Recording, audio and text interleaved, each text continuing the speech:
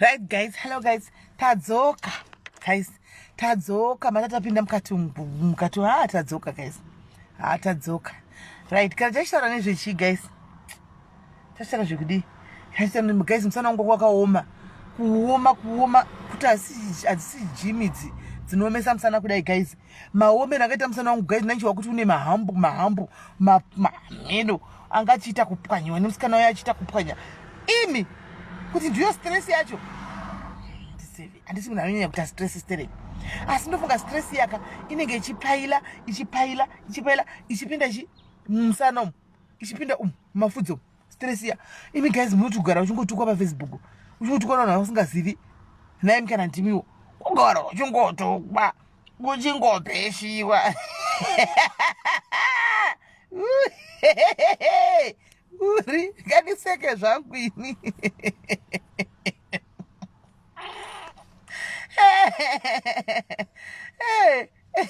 Thank you Petronella.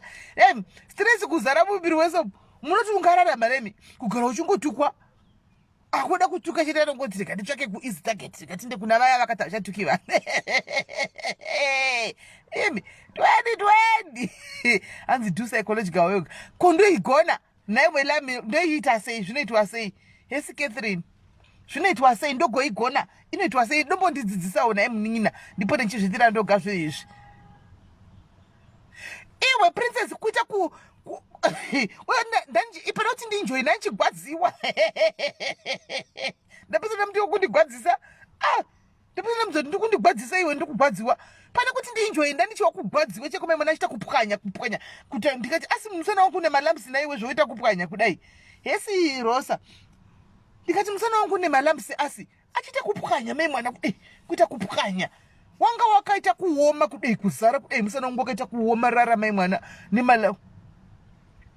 Hanzi kuoma kwemusana zvinoda mankuru vaite masaji kuti zvifambe. Heva ntombi, unjani ntombi? Unjani ntombi? Nondo, unjani? Aiwa guys, zika mankuru zvevenyu kana varipoka vanombokwisa zvino mazana handiti havapo. True Cynthia, mazana havapo. Thank you Rosa. Mazana havapo kavakafamba vanoya muswa flight vakafanwa kunge vakauya musa 23 flight dzikakanseliwa. Handiti kunzoku kwenyu kuma flights ari kukanseliwa akakanseliwa saka mbva varamba kanselegwa vakanzi muswa 2 kana 3 ndo panenge yakufamba flight ichiya kunoku.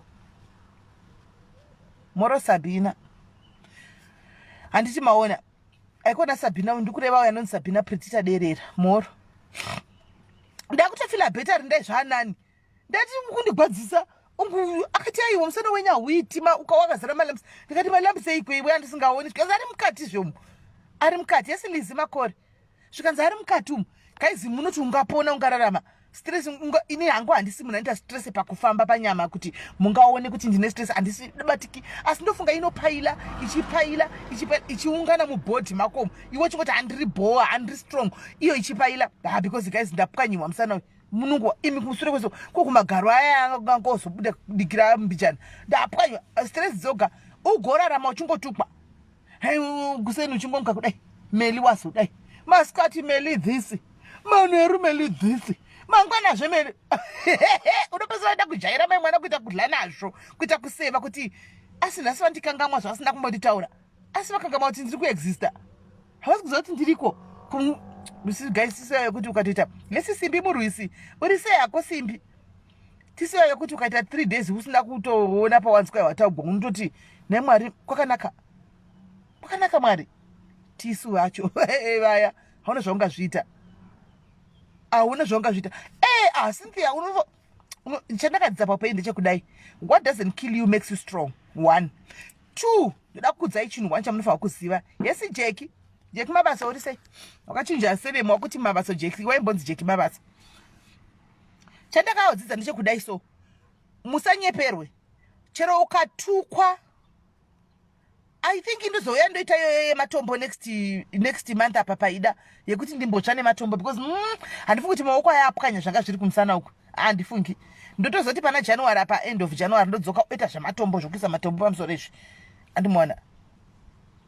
Mota yakawanikwa mota kumasvingo hanzi maitei ndinongotukwa every day zvanogura wazvizivi kuti muna the most tukwad person on Facebook is Melly. I am the most tukwad person on Facebook. Every Jack and Jill who wants to tuka targets Melly. Every person who has anything to say, Melly this. Everybody who wants to conspire or to bring a own story cannot have an epichinda nekupi Melly.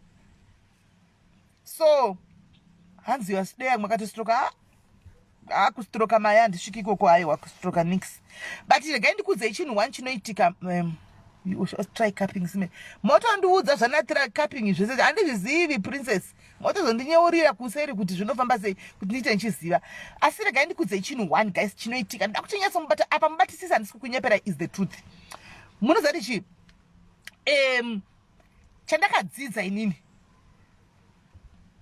Ndapedza Ethel ndakamirira vana vachiri kungodliwa makumba nehove mukati mamheno imomo. Chandakadzidza ndechekudai so. Chero ukatukwa sei, chero ukaitwa sei, chero ukataurwa sei, ndoda kuzai guys azvichinje life yako. Ipapo musafe makanyeperana. It will never change you.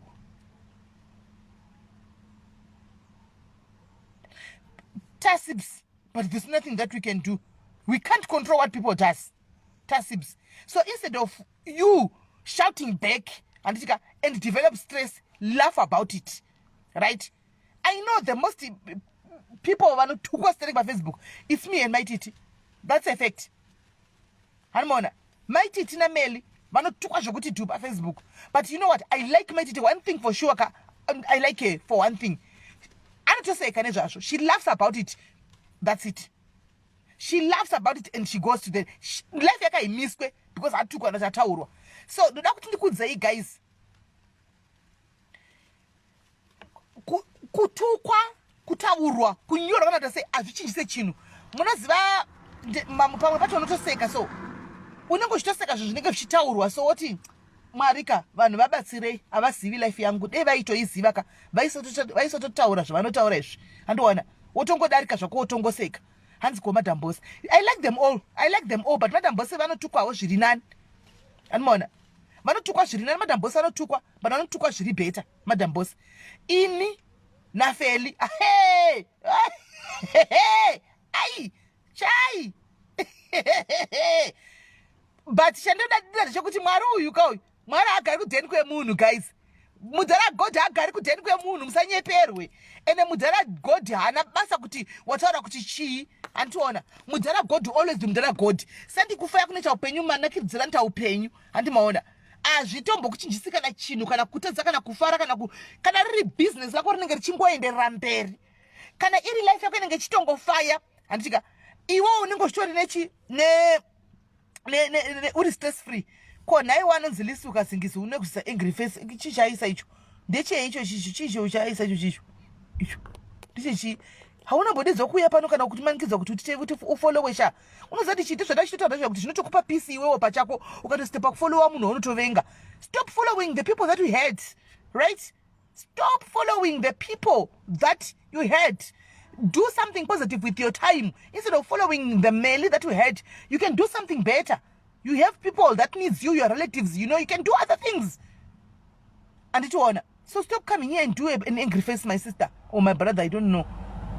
Azviti. Once makati mukanda kusa ndizvereka zve Leslie. Andombokangana zvewe Leslie wo zvewe. Ndombokangana. Tembi unogara munyika yekupi? Tembi, uri serious Tembi? Tinotukwa. Guys, sichandogodira mudhara godika. Atina patinomboti tadza kurarama kana kudi zvinhu zvinongovhurika so zvitotaurwa ndisaka ndizotaura kuti sometimes kusora zvitotaura nezvekuti Melly this Melly that zvituka Melly ka hambobva akachija life yake guys hambobva akachija life yake guys ndambokudzai imwe secret andizoziva hangu tandiwe nyabvure andizozivi pakupindura andizozivi kuti maiti chanopindura vanhu here. I don't know about that because normally andigoni kumufollowa kupage kwake nditori munhu akablokwawo ikoko andiona handitogona kuzofollowa because ndakangozvidza pandakangona ndangoblokiwa mamusiwo ndisina mbokomenda sina mbodii ndangomutwa ndabva ndangoti why kunofollowa zvinhu zvaunenge usingaoni usingakwanisi kuningirira usingakwanisi kutevera but that does not mean kuti I've got I hate her or what. No, I just like her. Anditika she's a free spirit ikoko vesana namadhambosi vaya kwamadhambosi at least ndokwanisa kukomenta andimona ndinokwanisa kukomenta nkwamadhambosi andimona but kuona inini kuti ivo vanotukwa I see that kuti vanotukwa but zvokuzotuka handizoziviwo anditika alright Leslie sorry mningina sorry kan Leslie kazingizi sorry handizozivi about that anditi maona handizozivi hangu about that andimazviona but ndingotaura pakutukwa chaiko handimaona pakutukwa kuti ini naiye tiri vanhu vanotukwa zvokuti mukada chitukwa imika munoti nhasi nyika inoparara munoti nhasi Jesu unowa unodona munoti vanhu ava nhasi upenyu hwavo watoguma mukati nhasi vanhu iva vanovata vanomuka mangwana vapenyu vava asi tinotomuka makuseni tiri vapenyu tigotomuka makuseni tichifara tigotomuka makuseni tine life dzedu tichita life dzedu hanimona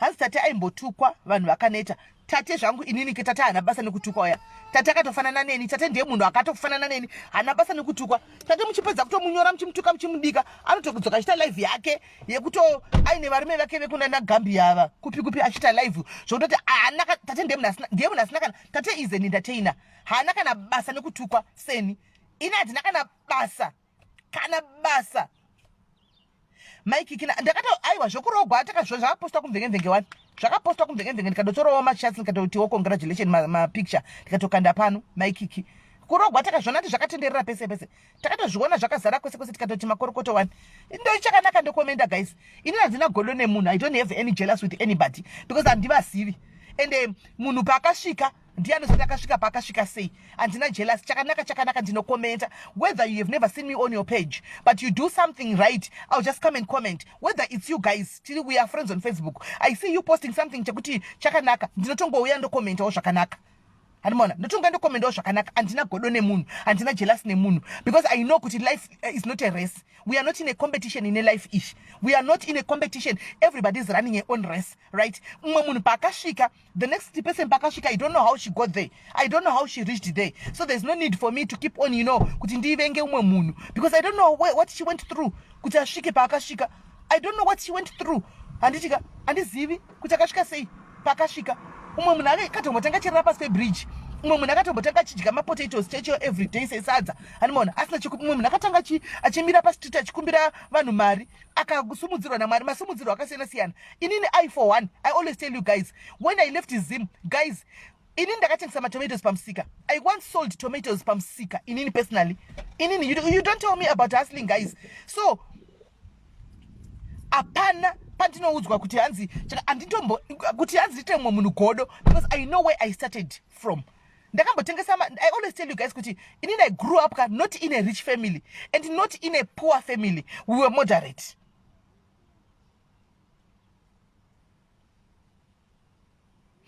we were moderate family animona we could afford zvataida we could afford kuenda kuma expensive schools we could afford kuitawo Linda thank you very much my sister hanzi Eddie Bongo aripi Eddie Bongo ari kupi aripi Bongo ngauye Bongo ane nyaya yake Bongo nzvadzi yangu Bongo wanesa nekudla mari vakadzi paFacebook uyai hanzvadzi Bongo tinzwe mutaurisaido manyanya kutaugwa hanzvadzi kuti munongodla mari dzavakadzi uyai tinzwe hesi Primrose you see this lady Primrose uyu akanzi Primrose tiri vanhu munemo let me pin here sorry my sister pina sorry Primrose ndokupina 2 seconds this lady anonzi Primrose tiri vanhu munemo this lady right here anditika right here I know her from school she was my senior kuchikoro I think iye angasinganyatsotoniziva Primrose munemo akanzi Primrose tiri vanhu munemo because by then tatiti tuma junior vanga vari masenior Primrose munemo kana ndisingakanganisi was in the same class with my husband Primrose munemo na Evangelist Deborah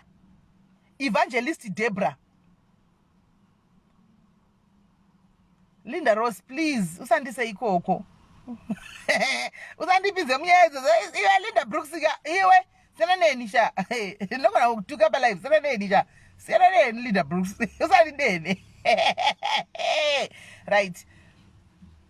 So Primrose Uyu, she was in the same class with my husband. My husband, yeah, uya, wamuruko ona uya, wamuno ona uya.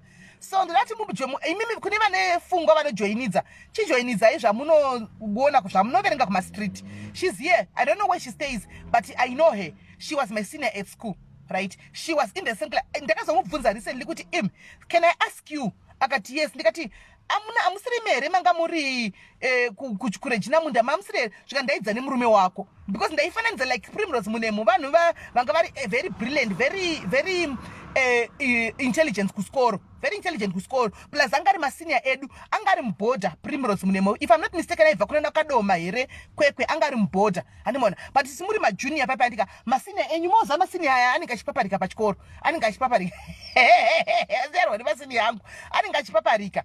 Anditika answer I was in the same class with my husband. True. You should get independent comment again. Saka masini yani ngachipaparika kuchikoro. Pani ngachipara uniko chitongo vasiva. Ani maona kuti masini ya uyo ndi ningi ndi. Sata we taiva siva. Ani maona tatri ma junior avo. Anti maona. So she was in the same class with my husband. The present husband. Yeah, husband wa munoziya yeah. Ani maona. So my relationship with my husband. It started with him when I was in Form 1. Kuchikoro pa Regina Mundi, and he was in Form 3. And he was in Form 3, I was doing Form 1. Right? Because out Form 1, I was a day scholar. And so under day scholar, kune bazi raiti tora, like kumkoba kumarkation kwa taigara. Bazi raifa mbari chitora, gudera zunja shakana kaniti. Raifa mbari chitora vana kuma pick up bus stops kwese. And saka ya itotanga ni bazi raiti angera kwa igara. Okwira, ndozo kwira ochi kwa chino bena. Handiti maona because ku 6 kwedu kwa inzi kwa chino pisa handi maona kwa chino pisa kundozo kwirirawo ikoko kaenda kwirirawo ikoko toinda saka mu gas bus ndo bata inyengana handi maona tainyenga plus inini mu line medu bata igara kumbaka ndaigara ne best friend yake mu line 1 Emmanuel Magurupira Primrose I think you still remember Manu Magurupira handi maona Manu Magurupira aigara 3 houses from our house. Saka Manu takakura tose. Saka iye uyu murume wangu was best friends to Manu Magurupira. And uye kwa Manu. Saka paiso ndiyo ndio painichi. Tuda chimoko. Ndukuda chimoko icho. Ani muona. Ndukuda kuchimoko icho. Manu mashuona. Saka Manu se brother yangu emara iniwo. Handitika kuti Manu uyu Magurupira ndaimbo wewochi. Ndaimbo wewe ne crash na puti wake. Handiti maona. Saka ndandaka confused kuti unugoya nditi shamwari. Indakatoteya puti wake ndo ndakatoteya. Iye undi puti wake waidza kufletch.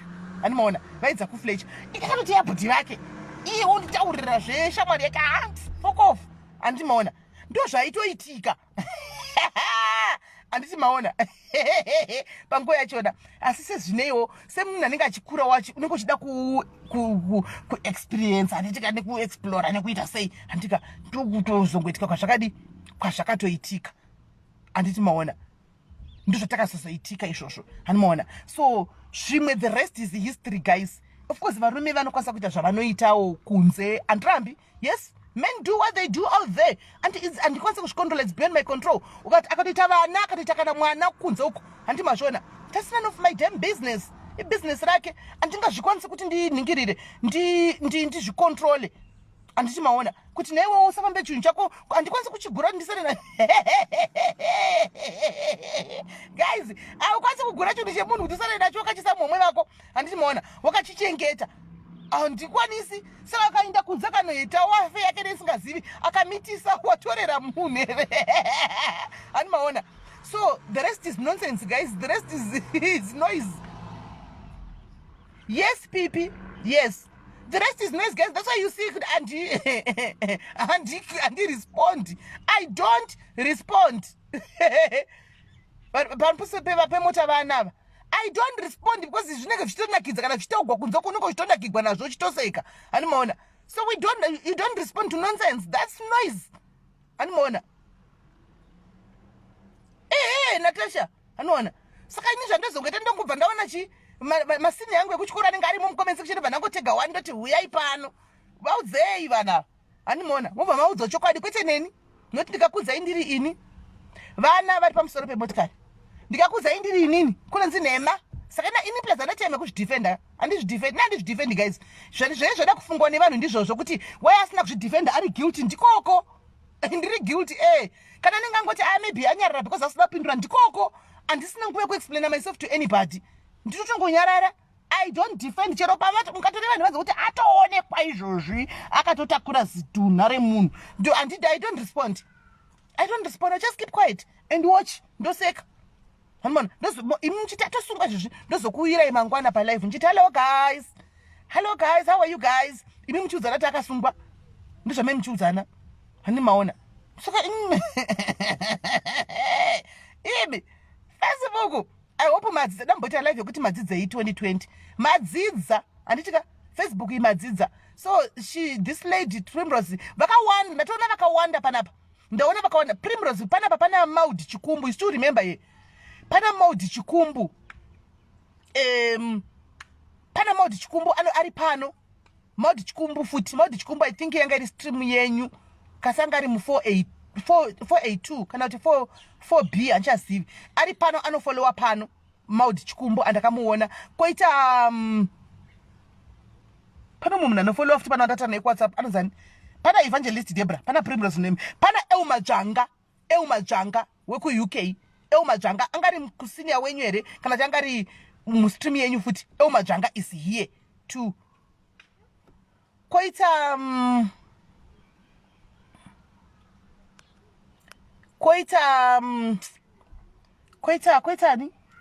Koita mwendianiko anzaniko anzani Teum anzaniko uyu mana igara angari mboda uyu aiwa angari mboda here Valerie Tuso asave nemwesere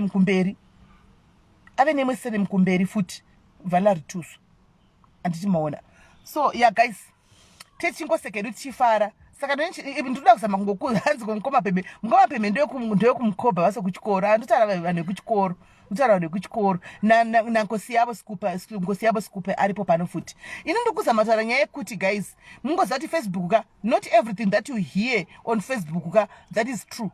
Ndozama ngokudzai hanimaona kuti not everything that you see and you hear on Facebook zvamufanira kutomhanya nazvo kuti ishuwa tanzwa nhingati zvakati. Munomboziva kuti kazhinji Facebook iyoyi vanhu vanenge vachitetukana nekutaurana paFacebook havazivani, they don't know each other. Zvinoitika ndezvekudai nyaya dzandogara charo dzekuti mahaidhi akazi ngakundipisisa aya hanimaona. Munhu anongovenga iwe Leslie anongouya andichika auya kwandiri panapa andiona anenge achivenga iwewe Leslie okutsvagira zinyaya rako otorinyora oti hide me oyawo paini iniwo ndototora ndotofamba nayo nyaya iya haniona. Anditomuzivi Leslie ndotofamba nayo kunge yangu anditi maona. Saka ndo zvinoitika paFacebook. Girls but time atakadzidza isusu kwakuine vakomana a few girls chete ameneko zvino zvenga iri girls hai but yanga ine a few boys. I think muklas nogona mune 2 vakomana kana 3 vanga varimo 3 kana 2 kana 3. Head mistress vedu vanga vari Sister Teresa Pipi. Sister Teresa was our head mistress. Nana Sister Mugomba amenokana chiri kuvaziva tichienda kumazai uko kwatainda kunotengeserwa mabhazi nemazai pabreak uko mazai akafuraiwa muchiri kuziziva kana makasati mauya. Inini ndinando muna nemusika wandirurani yepachikoro paRegina Mundi nedzimwe timu dzekuna naHarare uko taikwesha nguruve zvisingatoiti kuya nana isi takadzidza time yana Madam Memetsa vainzani Madam Bonga Maibonga vana Maibonga but havana mbondidzidzisa Maibonga vemetsistereka vana Mr. Laku kana muchiri kuvaziva Regina Mundi crew vana Mr. Laku vana Maihungwe vana vadzoro veagriculture vaya vaya tisati tiripo pachikoro ipapa vose tatiravo vanhu ivavo nana vamapasure hanzi say Mugomba was my history and Shona teacher. Sister Mugomba isusu kwatiri what Sister Mugomba alright ndandafunga kuti what say Sister Mugomba andichiona vana vamapasure vakatozita deputy headmaster andimona. Saka timu Regina Mundi zvinhu izvi hatisi kuzvinonga muroad ndakabvunza information kunana sisi wangu ana Primrose aiwa takanga tiripo ndopataivepo baba paipo paRegina Mundi paya pachadyiza kudhara paitodyisa tichinoba maorenji mumundo wemaorenji pa opposite apa kubave nemundo womurungu airive maorenji ake zvokuti dhu ainaka zvokuti dhu aisupply maorenji taitozotiza zvepachibhagedhe tichitiza mumaklasi mumadhomu tichida kuba maorenji emurungu uya andimaona tila maorenji emurungu yayo andimasvona. So yeah guys, ndangoti timbotaurana kungoti Facebook madzidza zvakawanda. Guys handei pane mudiaries akauya kuno kuRustenburg navaduri ainzi vaduri kwete vaduri. Ndapane mudiaries akabva kuCape Town akauya muRustenburg akanditsvaga mukadzi yeye anditika akati Sis Melly akafona direct ndinogarawo pakati ndoda kungokuona yangu titogwe picture. Ndakainda zvishwa ndakanomuona takatogwa picture. So I promised her lunch today. Saka ndoda kunomutora tiende kulunch tese nhasi antika tichimbobvunzawo zveku Cape Town. Zvanzi manga muri Cape Town ndaitozama kutokomenta kuti muri kupi hanzi manga musingaoni comment yangu. Saka nesisi vake vamunin'ina wake ro whatever sisi vake vanogara kuno handei. Saka ndo vanga auya kuholiday ari kuno kuChristmas. Hanzi vamapastori vamapastori vakashayika noziva Prim vakashayika. Aiwa kuchikoro kwedu Reginamundi yakarongeka ina huku dzaitenderera dzichimanyamanya kwese yanga yakarongeka Reginamundi zvokurongeka zviya zvinobva zvarongeka zvokuti du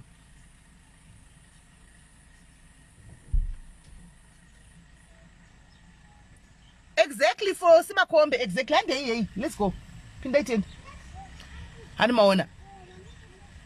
Saka yakarongeka zvoti huku wanga usingambodzibi plus waiziba unodzibikepi huku shwa iko isaidla kuchikoro anichaidla kuchikoro munosaida kuti mirai ndikudzei kana mozodzwa nevanhu munosaida kuti even maday scholars paReginamundi aidya kuchikoro.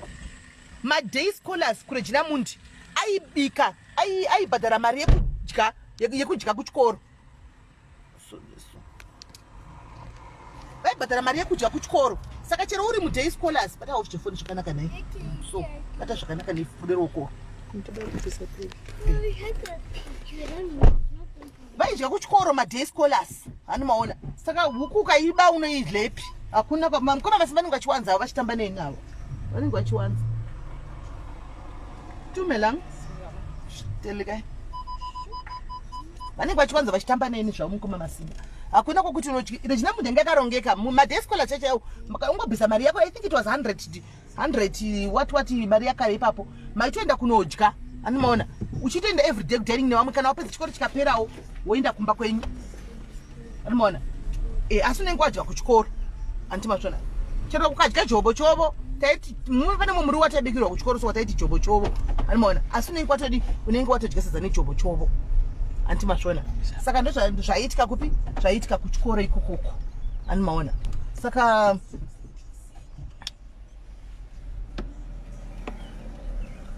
mwe muchiziva kuti mukufamba mukutamba mukukura munosangana nezvakawanda plus muita zvakawanda. Ini yangu chandingotoda kudza madiaries ndechekuti 2021 guys, as I said earlier on kuti imimi commentators in the comment section you contribute a lot. Sorry to say this my sisters and my brothers, but you are also highly to blame. Punish this is my drama zvinoitika pa Facebook. You guys, you are also antika 95% to blame because mune power majority yenyu. If we just say no to negativity, we don't want this negativity. And tikudawo zvakanaka but mukapenga imi kuti vanhu, why are you hating on one another? You can stop all this. You can actually bring love towards people. Hasiri yatobudero apasi peri pamba paya tipo ka ndipo pamba paya inogara apa ndipo ndipo no pa next anti ndoda kuti avabuda ndipo papa mona munogona kuti but you instead what happens is manje anodedzwa na museve vakabuda doripi ripi nde munonoka kana gete sina kuvukiwa muti yande hanimona. Saka imimi ndimo munocontribute a lot hanimona, you contribute a lot handi mazviona. And unotoona nokuti unoona munhu ka anenge ari pano anenge achisekerera uchituka zvisingaiti kana kuti sakomena achibatsira kutuka kana tazouya pano padiaries konzi we are loyal to entertainment. Yes, loyal to entertainment inodiwa, but sometimes imimi actually munofana kuzwisisa pachenyu personally kuti muri kunjoya zvinhu zvinonakidza here. Yes, entertainment inonakidza handika you are loyal to entertainment, but zvinonakidza here kuti every day mura muzondama muchingonzwa kuti ningatuka ningikomukazonzwa kuti kune mumwe munhu azofuma akafa nenyaya dzekuti kwamunozoti taisekerera chiti we are loyal to entertainment here. Azvizonakidzi munoti imi comment section ndimutori nepower to say kuti zvimwe zvinhu ka guys atizvidi taneita nazvo, we are tired Animona, but mauya pano, mutuko uko, kana mauya pano moti, Sis Melly, we love you. Ani nenchukona. Nenchukona. Sis Melly, we love you. Not you, I love you too. Asinenda. Mundenda kuona. Animona. So muno risanisa sometimes comment section imimi amna meta chikana kuna mama ntucho create ma controversy ma controversials kuma ferebu iwaya ndimi comment section muno to contribute how munenda nema ghost enyu muno pa munhu nyaya muti tuka ningi munenge mshotara tuka ningi munhu wacho hapo wamuruta atukwe haana mbotaura nemunhu haana kumbotaura nezve munhu kana nezvenyu kana nezvani because wakavenga munhu yeye chete tuka ningi muri kudza inini ka ndiri mufeleb tuka ningi makutotuma ini tuka ningi ininiwo nenyaya kuti ndenchinakirwa nenhamba dzanenchiona apa hanimaona dziripo ndoda kukufadzaika ndakutoti attack ndakutoataka the next sister kana the next brother iri paside. Come on guys, as much as muchinakidza zvinoitika Facebook zvichina kunakidza ine zvinenge zvichiitika but sometimes zvichina kana uri munhu mukuru should also feel kuti but hatina kunyanyisa here. Is this correct? Is this okay? Is this right? I know kuti all of us we've got conscience anditika tinayo moyo iyi at some point tinayo moyo kuti zvatiri kuita zviri right here tikurwisanisa kapanapa paunongochinyora nyaya uchiti tukaningi papaya munhu yobva atanga kutukwa iwe wacho wati tukaningi. Are you gonna be okay deep within you? Are you okay uchiziva kuti munhu aritotukwa karara zvake asitombosiva chinhu iwe wataura tukaningi ningi akutotanga kuatakwa akutochaudwa akutobvumburudzwa akutotsondorwa inside of you uchatonovata wapoti ndamutukisa. It's fine. I don't know. It's you. Maybe ndo zvauri andika you know yourself andimona ndo zvaunenge uri iwe pachako but isitinongoshtaura andirega nguzvitaura anditika because the fact yekuti tinenge takaungana tiri pano ini ndakakudza ngati I don't need a bridesmaid andidi chinonzi bridesmaid and two andidi chinonzi kwanzi mukaona nchitukwa musaenda kunorwa hondo dzangu. I always tell you regai nditukwe mingonyararai muinji mutarise musanondirwira sei zvakadaro because hazvindipedze chinhu hazvinditadzise kudya chingwa kumba kwangu hazvinditadzise kuti muke ndichinda kwanoda kuenda sei zvakadaro zvinoita blow over but sometimes pamunonyora macomments ekuti zvikazodai muchita kunge muri kuataka it will never end hazviperi unoti kunobva kwanzi vatumwa naMelly you see kunobva kwanzi vatumwa naMelly vanava ina handina kutombotaura newe maybe hatitombotauradzani kana kuti kupi but the fact yekuti wangorwadziwa kuti I don't know her name. And you're going next Thursday and the accident. You tell them, hey, Anonzani Garashia. Tell them the visitors from Cape Town. No, I don't know their name. You, and Mona, and she has this Chivanga visitor. Shakinda was not a movie visitor. Kuna sisi vake. So light in complexion. Muchukwa niti light in complexion. Anti mashona. So comment section, you contribute a lot mufunge. You contribute a lot.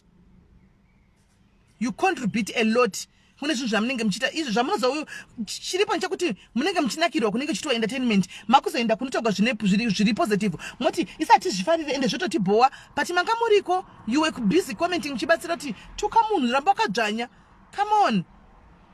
Come on guys, it's not right. Keep cool guys. Ngatiite zvefacebook, ngatiite zvekutamba, ngatiite zvekufara anditika. Facebook is for socializing guys. I've met sisters pa Facebook, I've met brothers on Facebook, I've met younger sisters ndakasangana nevana pa Facebook because right now we are tight like this. Tinotaura, they are very free kwandiri, tinoseka tigoita sei. Ina ndidi fan guys. I don't want a fan. Inini angu, I don't want a fan. That's why you have never heard me calling you guys kutima fans angu. What fans? What fans? Fans ye. I want a family, guys. I want a family. I don't want fans. I don't want my bridesmaids. And this could my supporters or whatever, my followers. No. Ndrukuda a family. That's why Chikuchi diary is family. I always say diary family. I want a family. I want us to develop that ukama. Andimona. Kwete kutukwa a fan. feni yei andisi kuti vamwe vanhu ngavadye kuita mafans avo ngavaita mafans avo but inini personally kana mukandiona please guys don't treat me like a celebrity. I'm not one handika, I'm not one. Inini ndingori munhu tikubva kuspa cheri kona chimbogadzikwa musana uku tichimbobayiwa musana saka iko ndinoda kutora mumwe mudhayari manje ni stera kandizivi tasvika pamba pacho apa but stera chena handisi kuziva manje kuti anonzani tasvika padheni pacho apa paakashanya apa mapacho paakashanya but stera ke manje ina handichazivi kuti anonzani again nditoita zvikubuda nekuti hapana chinenge chiri kubuda chine musoro apa toitika ni stera ke handicharizivi kuti unonzani. So what am I saying, guys? I'm just saying kuti 2020 Facebook is for socializing, guys. Kune vamwe vanhu takatombotukana chaicho but right now mukaona kuti tinoseka sei tinofara sei kuma WhatsApp ka you won't believe. Eh? Oh, you find them. All right. She's coming. All right. Awanikwa. Kana awanikwa bo. Awanikwa. Andimaona. Yes, cheri kutyei zvangu mari yacho iripo sha. Kutyei. Kamari kacho karipo sha. Kamari kacho karitsika ripo. Andimaona. So ndozvana ndichitaura izvozvo Facebook 2021 ngaite Facebook yekuti vedenga pana kidzewo kufara chitotamba vanhu vachitegana kwete zvinhu zvisina basa tichitegana tichifara tisekawo tichidaro because inangwa ndabasa nekutukwa inini regai vataure nezvangu but ndombopesana kumbofilirawo vamwe vanhu kuti vanozvigona here izvi vanozozvigona here the likes of vana mukoma moboys vainenda kutovanzwira kuti manje vanodzihandla here pressure idzi so guys ngatingosenai nekuita zvimwe zvinhu I know kuti you can't control people on Facebook, you can't tell them what to do with their data and their phone and their battery antika, but sometimes it's just human antika, it's human just to try sometimes and talk to each other as family, because if you are here on Diaries I'm allowed to say whatever that I want because you are on our page, right? Uri pa page redu, you are here, so panapa ndizoudziri zvokutaura ramona ndinogona kudzira zvokutaura kunze uko kumapeji evamwe but kana ndiri pano aiwa ndiudzirwe zvokutaura saka ndinototaura zvane nchida saka kana ndikafila kuti isusu madiaries we do a lot of good in the community tapedza kuita good in the community the next thing we are seen again sondoraring people, destroying people again, everything will get neutralized. What are we doing? People, they won't see the good that we are doing. They'll concentrate on the negative side. They should think it's cheater.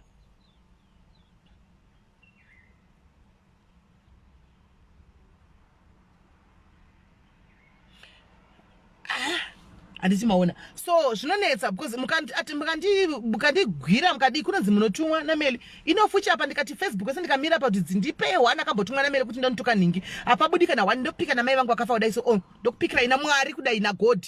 Handina munhu ndakambofira ndakatuka papenyu wangu kuti enda ntuka ningi. Go and attack ningi. I don't do that because ini kudhara kwangu kana ndenda kuataka naingozviwira nchingo kuataka ndiri one. I would come personally and attack you. Uchazondiona kuti ndaatakwa apa. Ndosama kana that lady Beth akati wakambondituka ndine nhumbi yangu ine. It's true. Andizotumiri munhu. Kana chida kuti anditumire munhu. Ndongouya.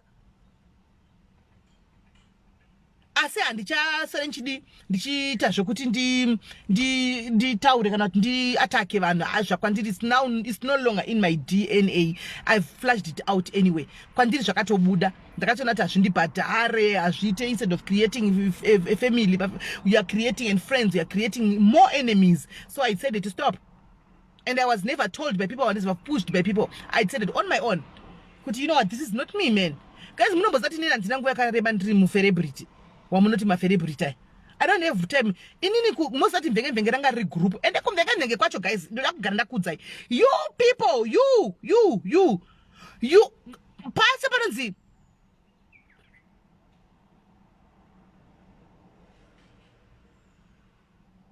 Justina Chiera, which page are you talking about? Because here we are not talking about anybody and we are not talking about any page. Which page are you talking about? Which page are you talking about? Justina Chiera. Which page are you talking about? Because I'm not talking about anybody's page here. I am just talking about general. I'm just talking to a fellow diary, fans. And my fans actually fellow diary, family. So the page that you are talking about, the page EP. Yes, but it's under the yes, and it's water under the bridge. And I've apologized for that so many times. You also was attacking people. You also, Justina, you were attacking people. We all contributed. Guys, the truth be told, we all contributed. One would bring Nyaya, Melly would post, or any other admin. People would laugh. You would bring Nyaya. Everybody is to blame. Guys, everybody is to contribute. How many times have I seen news? Is my sister Justina Chera muchipopota muchituka vanhu ku Facebook. How many times? To the point whereby we ended up giving you a pre-approval. You are not a saint, my sister. But in at least I repented. I repented, my sister Justina Chera. I repented. I am no longer that person. That's why you see me, I get bashed left, right, and center. You never see me answering. Because I paid for my sins. I paid for my sins. And I admitted. Have you ever come on live? Sorry, but I need to address to you. Divi matanga kuya ne comment yenyu pano. Mukoma sisi Justina imimi. Mawuya pano. Anditika maituka vanhu imimi chituka vanhu kumvengenge. Ndenda kambokone wena mchita live vanhu kuti vedu vanhu sandaka tuka. I'm sorry. You have never done that. Na nasi imimi kune vanhu kwakusamwirai. But nini mningo uchakanisamwira go, but I said sorry. I came and apologized. You never did. You never apologized. No guarantee follower. You are my sister. I always see. I'm not going to apologize, my sister. But my sister, you used to call me Chitaura 1 hour 30 minutes, my sister. Juicy. Imi, my sister. We are all to contribute to the truth be told. My 20 pounds, this Chitaura. My most of us we are to blame. Taka contributor, guys. Towards hating one another. We all hate each other. Animona. Tese taka hate na tese. Animona. But chaingo ve mkati momo sekuli achi yange yengo ribo momo mkati momo. Imomo mvenge momo ndo maibuda zaitika imomo. Animona. Ndo mata destroy na imomo. Mvenge imomo. Tiri moto sa imomo. So guys, yeah,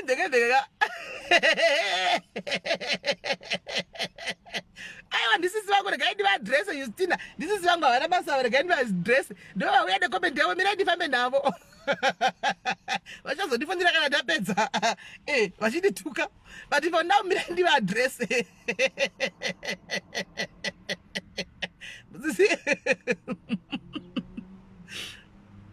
yeah. Zakoma. Yeah, I took us a good do. And if I took Kavanu, fashion police, I took a life, but I popota. Vai go good took a papeji power by took a moon, but all power Chakoba Kutaku Varura is Titan Nakigona is Tibachi took a man. Titan Nakigona Tinipo. I'm so happy I'm going to Masvanu, Bakura, Mrs. Nigiri, Justina. Maveni makore mangani, because I think you are now in your late 40s or 50s.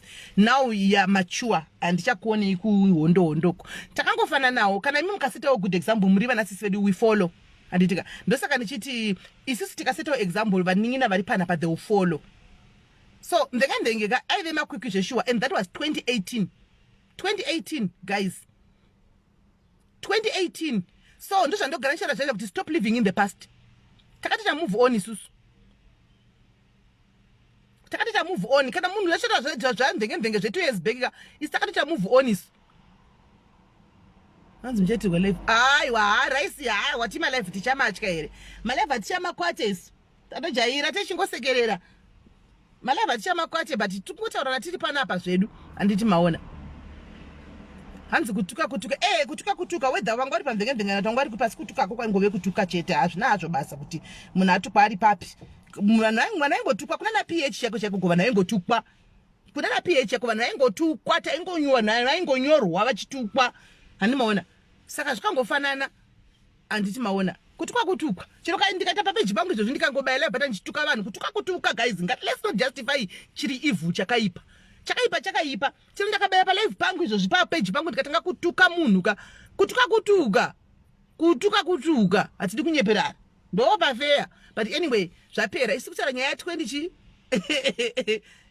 shuwa ako raisi naye ako ndoisa mundiro wangu muplate here kuti vaono ndakati sorry ai waina ndimenavo ndakatopedzana zveni animaona.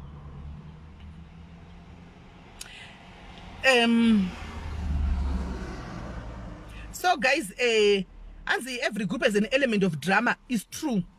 Every group has an element of drama. Group roga rine drama, but atirambidzo kuti madrama ite, but isusu tikutsurana pachedu as individuals kuti ini kuti kwangu andikwate and andivhunduke because akundichinjisa life yangu. Ngono ndakatogara mumota mangu, ndakagara muzimota rangu iri randiri kutodriva iri, azvimbondichinjisa. Ndimbofi ndakazoburukawo ndikanopinda muchimudhudhudhu because ndatukwa ndikoni drive kusvika rafa kana ndaita accident. Anomaona izvi baba pa zvino tikuenda kulanchika, tisvika kulanchika tichitodla, tirikodla tose, hatisi nemi madiaries kutonodla. Anomaona tichitonodla ikoko hazvimbonditasi tikuenda dotukwa, saka ini kutukwa handivhunduke handityi because but ndakungoitawo ndichikurawo, so handichimaona.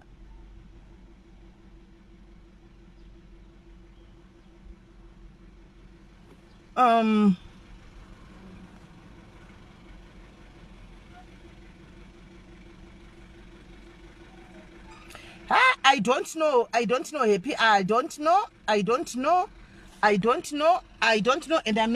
don't care, and I'm not interested in knowing, though. I mean, pachavo. Making peace is bore, though. Making peace is though, but I'm not there, I'm not involved, I don't undeceive. I don't care, undeceive. I don't know, and I don't care. Vanhu nevane life dzavo. Andimona vanhu nelife dzavo. Hanzi sisimena mama patisha imi muri munhu mukuru zvamunambobvira makatuka, muri munhu mukuru amunambotuka zveshuwa. Efe vanhu vakuuya madhairi mandikiri madhairis aya vakuuya.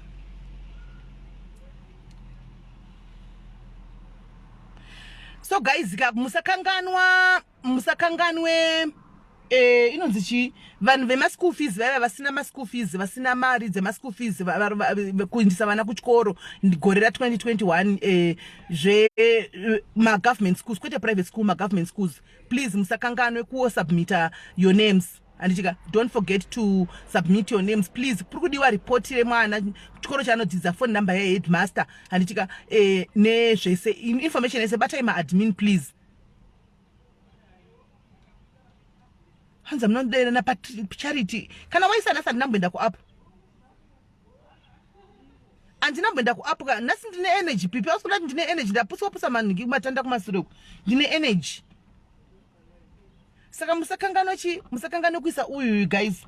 Kusubmita vana vane ma-school fees vasiri kugona bhadharira vana vavo ma-school fees. Anditika, this is the time guys. Musazota ndakukudzai. Submit zviri kudiwa. Yes bamnini. Muri right here.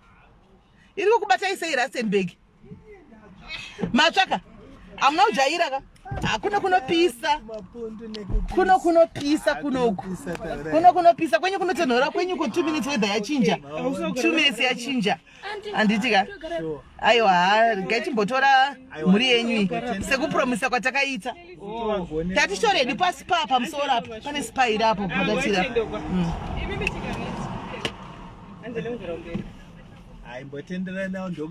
Ndokuti vaone nzvimbo ya ndokuti vaone nzvimbo. Vangakarara. Tazoshaya kuti totoga dori ipi.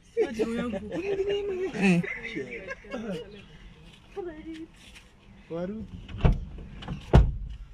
Zidogara umasho. Varamba kugara kuno.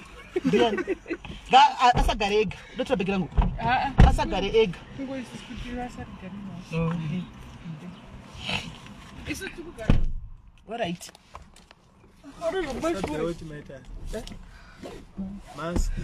Mask. Vakuno kumuno right now atina need mask. Tozoida kana takupinda uko. Ngatingogara iri padhuze. Yeah. Ndizvozvo. That's good. Tokona. Amen. Tokona itadzoka bai manje zvedu. Maona ka. Guys, wona itira bamni nangona hazodi kubuda maybe pakamera. Vanogara Cape Town ava. Vanogara Cape Town anti maoda.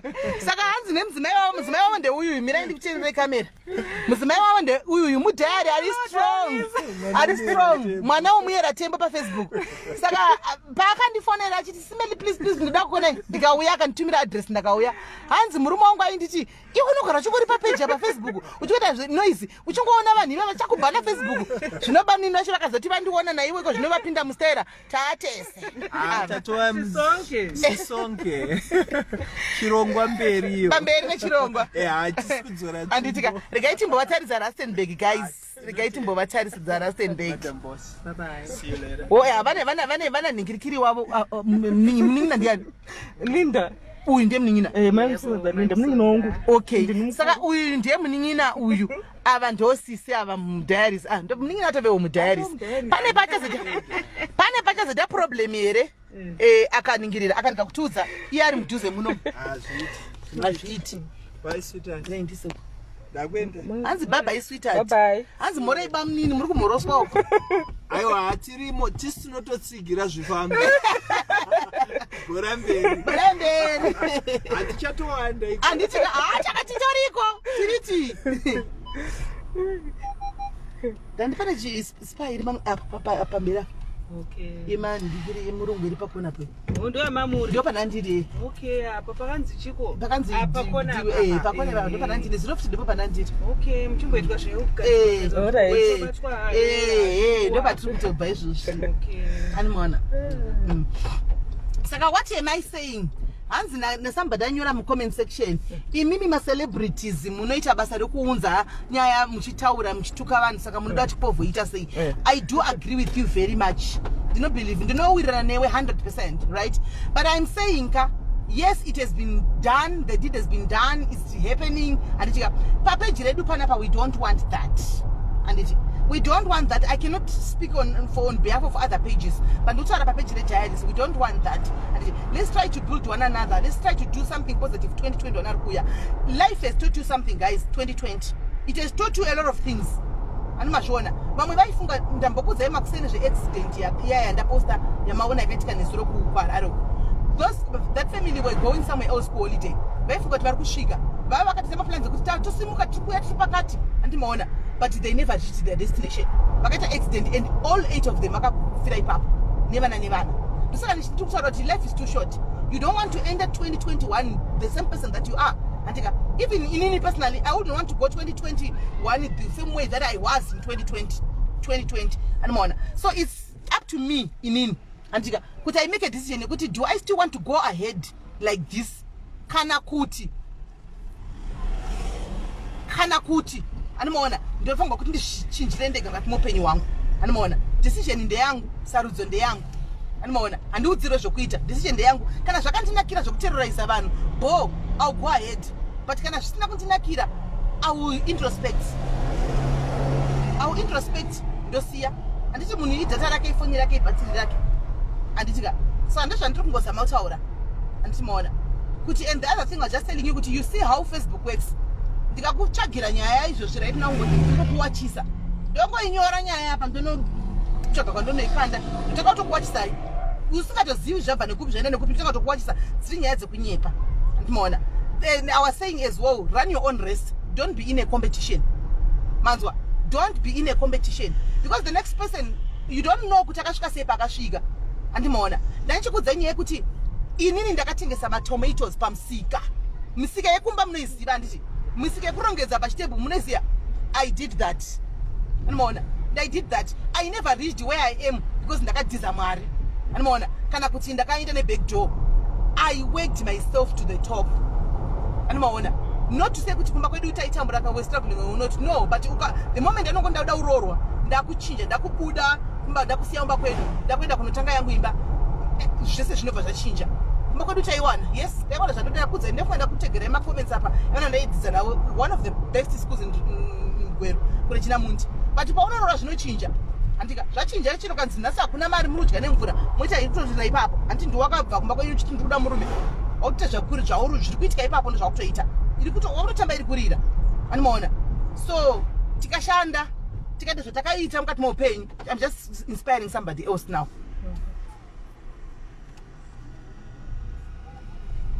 tikaita zvataita mukati meupenyu andi tikadii tikashanda tikatengesa matomatoes tikatengesa mafriziti kudhara iswa mufiriji ndifriza mafrizi aya mafriziti vanhu vakatenga kubika mafriziti avo ndikambozotengawo chimwe chinhu changu chokubika mafriziti ndakuhodhesera vemashopu I started from somewhere guys anditika I bought my first stand ku Zimbabwe inini ndichangororwa at the age of 23. My first stand, my first house that I built in Zimbabwe, my first property, I was 23. But pandakapinda napo mukandibvunza, I'll tell you pakanga pakaoma. Ndamba kudza story yangu yekubereka mbanje kumusana. Guys, I once shared with you my story yekubereka mbanje kumusana ndichifamba nezibhodhoro reperfume ndichispray. Saka munhu nemunhu run your own race. Kwakabva ndione kuziva. Anditika kuri kuenda ndione kuziva. Life is not all about competition. Be content and be satisfied with what you have.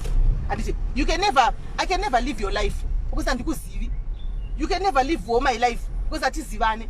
What can happen is ndikaona uchandinoona chakanaka ndikona toenda kubvunzawo kuti sha apa wafu zvafamba sei apa waita sei, what did you do, wasanganisa chine chi, andiona ndobvunzawo then wandiudzawo ndotangawo antimazviona wotangawo.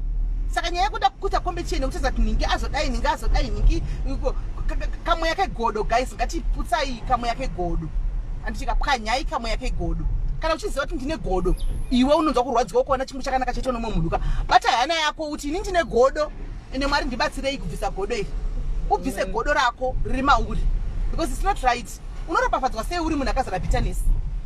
Unoropafadzwa ona Mwari sei uri munhu ane godo? Unoropafadzwawo sei naMwari uri munhu akazara godo? Sina chatisina kuita South Africa ita akazongoya kuzogarawo yedu but takanga tabva nokubvongodza South Africa tichitengesa madhoira. Kudhara kwaitengeswa madhoiri chiruka matwaini chitenga chinda dzitwaini kupark station kuti chinoruka kumbau madhoiri tichitengesa. Takabva nako kwese ikoko tikapinda muno mutikazosiya takakuita zvokuwachirawo vanhu mudzimba dzavo tichivachira vanhu takabva nekure anomaona. Saka life is never a competition. Run your own race. Andika kana uchida kuropafadzwa naMwari ka stop focusing, start focusing right now. Stop competing and start focusing. Focus. Make plans for 2021. Unyora past check chaiko. Do you know kuti there's power in confessing and there's power in a tongue. There's power in everything. Chaunotaura nemuromo wako. Kana chaunonyora pasi, some of them they will come to happen. Anditika unogara pasi wonyora 2021 I want to do this, I want to do this, I want to do this. Then Mwari wakandibatsira ndikawana mari yangu yestati I want to achieve chakati nechakati andichimaona wotanga kuita. You never know. Kana zvana COVID zvikapera kana chichi, you never know mwana kusumudzira, but God can never bless you when you are still having that lump of jealousy inside your heart. He will never bless you. He will never bless you. Clear first your heart. Gadzira moyo wako first. Chenesa moyo wako first. And then you focus and say, you know what Mwari, 2021 ka andiudi kudzwa nemprofita kuti ndichaita mari kana kuti ndichazoita upenyu huri nani. Anditika no Mwari, ndoda kudzwa nemi. Ndine power yekuita ndega uyu anodzima chi yekutaura ende zvinhu zvikaitika. Ndine power yekupfugama ndega zvinhu zvikaitika. Anditika kneel down on your own and pray. Udze Mwari zvaunoda. Ava Mwari ava vakafanana nablasi vedu, vakafanana nababa wako. Unotaura yaunoda uchivaudza. But how will he bless you when you don't tell him what you want? Do you expect miracles? Kuti Mwari vatise vafungire zvauri kuda iwewe. You have time. You have that relationship with God. Chaka time aunenge wakamira uri wega. Ushana Mwari wako kuti Mwari ka inini papunya undushuvira zvakati nezvakati. Ini Mwari ndiri kudawo zvakati nezvakati. Andichiona. Taura navo Mwari vatyise. Taura navo. Chero kati da muti bless God. Vanokunzwa. Because ndi bless vako. And kada kuti ndara God. Unobvumidzwa because ndi mudhara wako. And tell him what you want. Tell him what you wish in life. Antika uchaona zvako zvinoendeka, zvako zvinovhurika. 2021 guys ka musaite zvokuti nyaya dzegodo siyai nyaya dzegodo. Kumareni kwamunogara uku imbosiyai nyaya yekuzikanwa nemakuhwa. Kumareni kwamunogara imbosiyai nyaya yekuzikanwa kuti vapi ava. Imbosiyai nyaya yokumbota focus uone kuti azviiteri. Musanyare kusekwa ndokana chikudzai. Musanyare kusekwa. Akataura twava makati bvuma kupusa. Sometimes bvuma kupusa. Uchitwa yese kabvuma kupusa, you know what you are doing, you know yourself. Bvuma kupusa. Anomaona 2021 work guys, chanda tsvaka kuita. More time pakutsvaga mari. Business ideas guys, ndauya inini ndine kamari kangu kashoma kakadai so ndoitawo chi. What can I do? Guys, we aunetse pano padiaries kuti wedu ndinotengesa mafreezer ndakana mari start. We aunetse pano padiaries. Ndiri kudawo mari mafreezer ndakana mari start. Uone kuti you never know. An angel might come and appear in a form of a human being and say, you know what, ukuda mariko yekumboda mafreezer acho ndikusumudzire utange. Andiona but unosumudzirwa sei kana uchingove busy kuti vazoitei Sis Melly vazoitei vadla nei vapfekei vazodai unosomuzigwa sei simeni vari kusora vachitotaura kuti vadlei vapfekeika vari kuenda mberi nelife yavo iri kufaya iri kutofaya life yavo so iri kutoenderera mberi iwe uri bhizi mablessings ako ari kumasure uzi uri bhizi kutsvaga nemunhu asinei newe asina basa newe asingatomboutarisiri nezvako asina kana basa newe asina kana godo newe anotokushuvirawo zvakanaka mukati meupenyu hwako kuti mwari dei mavasimudzirawo vaitawo zvakanakawo zvokutoti mangwanawo pakaitawo any problem unogona kuenda kwari kuti shaona ndaomerwa sha ndibatsirewo sha antoona munhu akatokubatsira pane vanhu vakawanda vakaita cross over nevanhu vasingazivi panapa. You heard that story of a lady akamboya panapa shiya nyaya yake kuti akaenda kuuk sei a total stranger wanga asingazivi akamuona akamunzwira tsitsi akamusponsa kuenda kuuk. That's what Facebook must be all about, not kungopondana nekutsondana nekuutsirana pasi. Andimaona but munhu zvakataura pakutaura kuti munhu audzwi zvokuita anditimaona but inini I'm always free. I always tell you guys, inini mukandiona ndichida kuenda out of the way, you are free. I'm one free person okuti ndinokudzai kuti uyai munditsiure. Come nditsiura mi kuti simeli mazvinyanya pamakuzvinyanya. Siyai, don't do this. I'm as open as that. Musatye kuti anzendo panozo come and open ndani ndizovaudza chokwadi ndizoblokiwa andini mbokubloka ndokubloka vanhu vatuka kana ukatuka iwe unodziva kubloka wakapikoza kutuka vanhu hatiki zvokutukana pano katuka yakatsiura ndinotaura kuti waitako wanditsiura ufunge asiki vanonyatsoziziva vanotoudza kuinbox kuti sure thank you kuti wanditsiura anditimaona ndotokuvinga kuinbox cheko wanditsiurira panapa ndokuvinga kuinbox kuti inde waitako anditimaona ndo chinonzi life. Saka guys 2021 it's why kumanyira 2022 kuda kutokurumidza kupinda muna 2022 kuda kujambira 2021. Let's be better people guys, let's be better people. And but ameno panapa papeji ndiri free kutoka ndoda because ndepangu ndepedu actually ndepedu ndiri free kwevamondo kwanozopeta muswe because akusi kwangu umeona kuti mazhinji ndakatoti kwandakabloka nekwandakablokiwa ndoti mwari makaita henyu. Sometimes unopesera wapinda mune zvimwe zvinuka uchiti entertainment zvinonakidza but uchitozvidestroya futi pachako chingoti hanze yei ndiri pano for entertainment but ndichitozvidestroyawo wacho in the process. So kwandakabloka nekwandakablokiwa ndoti mwari makaita henyu ndabho nditori bho ndepisi singaiti mazano kuza ndione enda ndikomende zvinhu zvevanhu ndapasa nazvo itika mheno ikoko zvinoende ini mukati anditimaona. Saka guys ngative vanhu kwavo iko zvine zvichikuda kuenda kupi kulunch patiri kuenda nemvanin'ina vangu vaviri vari pano anoda kudza ngati sisidhairisa tiite zvemafanzi zvokuti anzeye ndiri feni ndandidi ndisi feni handisi hauna feni yao si feni yangu tiri family. Chandoziva macelebrities ekuzimbabwe ukasangana nawo macelebrities ekuzimbabwe uri kune dzimwe nyika handitika they don't take you out for lunch ndizvo handiti akakuendesa iwo ndonomuendesa kunyeba iwo ndonomuendesa kulunch kuti ndoda kuendesai kulunch hande tinodya munodya kupi I don't do that because musi mafanzi angu hatisi mafanzi we are a family andimona saka ndati handei kulunch guys handei let's go chop money chero isipo shomayo iripo let's go and chop it mabva Cape Town matsvaga Sis Melly makavaona padiaries why not let's go chop money chero chakadya kamiri kedu ke 50 rand chero tachopa so chakadya kamiri kedu ke 2 waya kana kuti ke 5 waya anditika heka pamwe matenda Cape Town so achazombomuoni nekumasho kumanya uzomona maybe 2022 anoona. So it's nice just kungo interacta so farawo mchita imwe yamunoita anoona ngochi wakambouswa kunero andina ndamboiswa iwo mnira kunogara nababa kuda ndekupi kwana baba kuda unogara kumarocation kunoritere tikaenda kupi kunonzwiwa kwavo ndikakuenda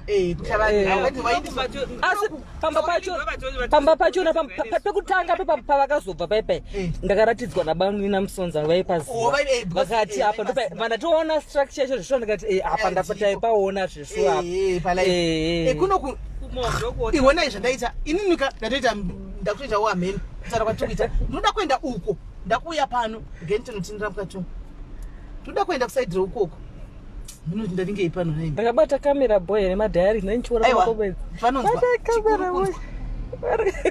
Kamera kana toona. Chikuru kunzwa. Nditoti nirapa.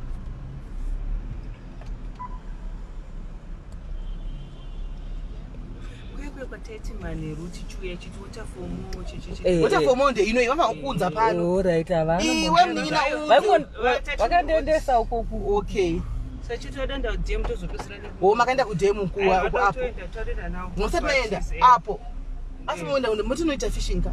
Zvese tomboona tingaite ipo. Nezoti kaenda kunonzwi kukanzi kuchill out aiwe chill out kudidi uko kunonzwi ndokupiko. Chill out ndeipi. Kwakanaka Sis Melly. Vakati tane 3 weeks tavhura but hey pari right pakanaka. Mazimba kuti ane tunhu twawo muno. Pakanaka.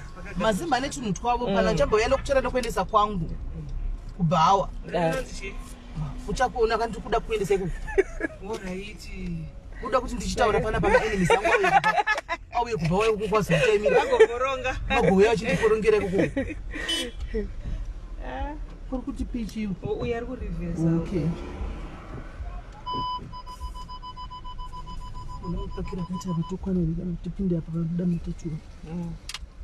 Kuzimota ngombe. Aiombe. Dzimwe mota. Yasiyana nediki. Sera dzimwe mota diki. Dzokuti unopakwa chititsezvo kumanya. Akutoti dzokera masuro. Sora ako ndotodzokera masuro zvoda topinda apo. Kutopaka.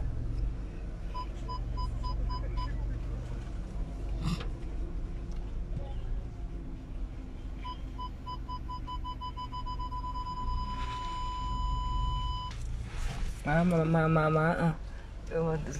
Aivachai. Nini? Ndakwanzi Sis Melly. Ndotava chero kuenda kuZimbabwe ini. Ndaona Na Zimbabwe ndogai. Ndoga nekunga. Kana ndotozigaya ndoenda kudheni, ndoenda padheni. Oh, ndotosimuka kuno kumanheru kusina traffic muroad. Motorova road. Ndototi ndichida kuzofamba zimwe wakachena chete.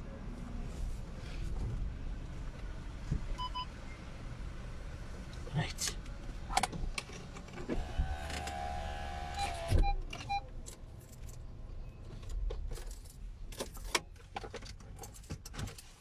And guys, we are not stuck in 2018. Tava katopinda muna 2020, katopinda muna 2021. We are never stuck in 2018 or what? Akoma chiera, isati chiki kujajiwa isisi kutanzi vanhu vakatipenda kana tavana kuripenda.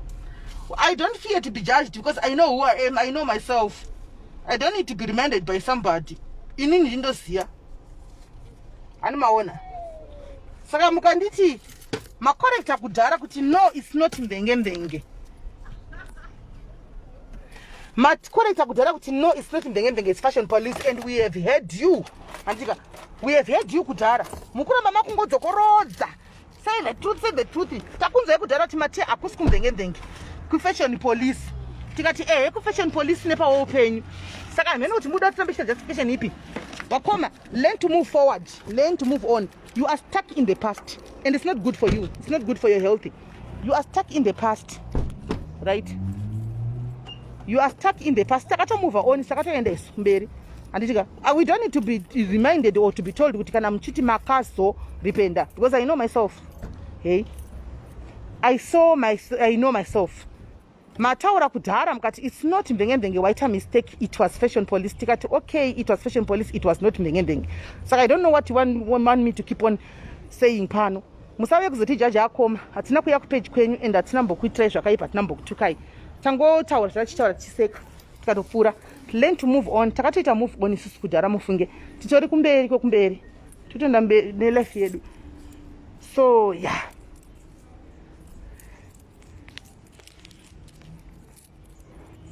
Twenda kupi guys, which one, where are we supposed to go? Moda kwendepi? Munofarira seafood? Amuifariri?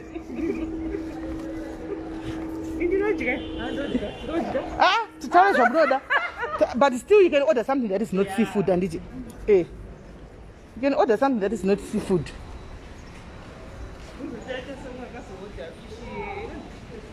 ndamba kuti maimuri admin mamuri maingogona mamuri papre-approval ndosaka ndaita mistake yekuti mbenge and fashion police because fashion police ndinda ndakakwisai papre-approval. Remember, takato move on vakoma, be a better mava munhu mukuru. We look up to you my sister, we look up to you. Nezera renyu ko zvinopa matoveka chete chichokufolowa chichokuteerayo kuti akoma edu ini ndakazana nemi kudhara ndakuzana nemi nhasi karesa techito kuti ndimofanira kuzotsiura kuti aiwa munin'ina pazvapa warasika zvaka muri right sure ha maoko zvachapera nekudhoziwa nesanitize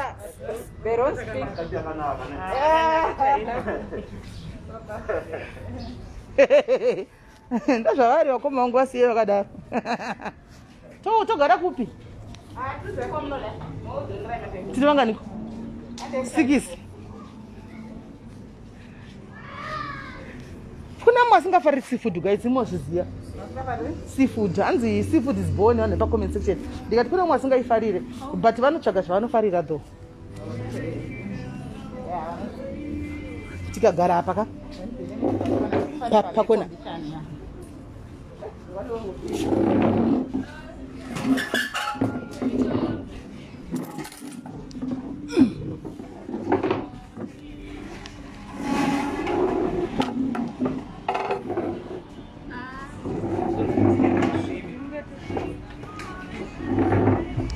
guys zvimuna kuindepi that late ose pano enjoy kudi enjoy chi hati enjoy tose imakoma chihera mva utobhadhara miru panapa imakoma chihera udzai bankuru wangu tikuda mari yemiru panapa tikuda mari yepiru panapa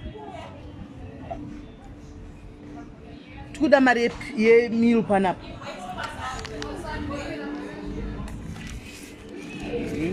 no a few minutes check my drinks no guys my drinks you can order my drinks is that we are here to chop money let's chop money yeah maona here tangai matasata order first sezvo musingafariri seafood kana musina isitodya iri tapedza tokuperekedza yapo orla seafood kana mari ifish ningirishi iyo maiona for what aiwa ka problem ndekuti vanhu vanoda kudya zvinhu zvakasiyana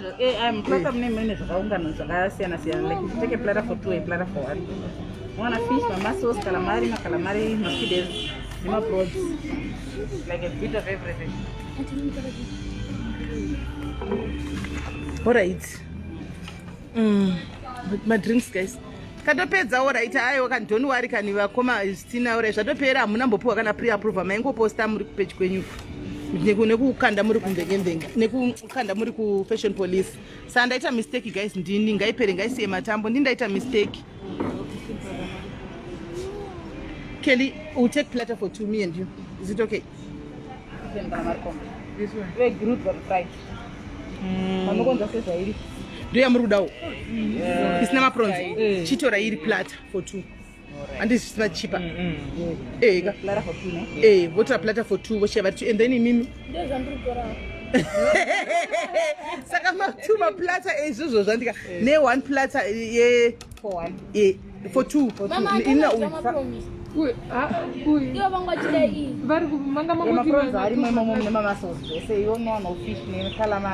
Prawns. That's the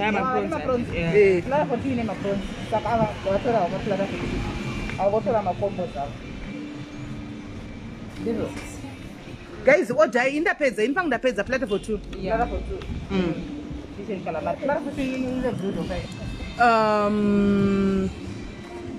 Grilled.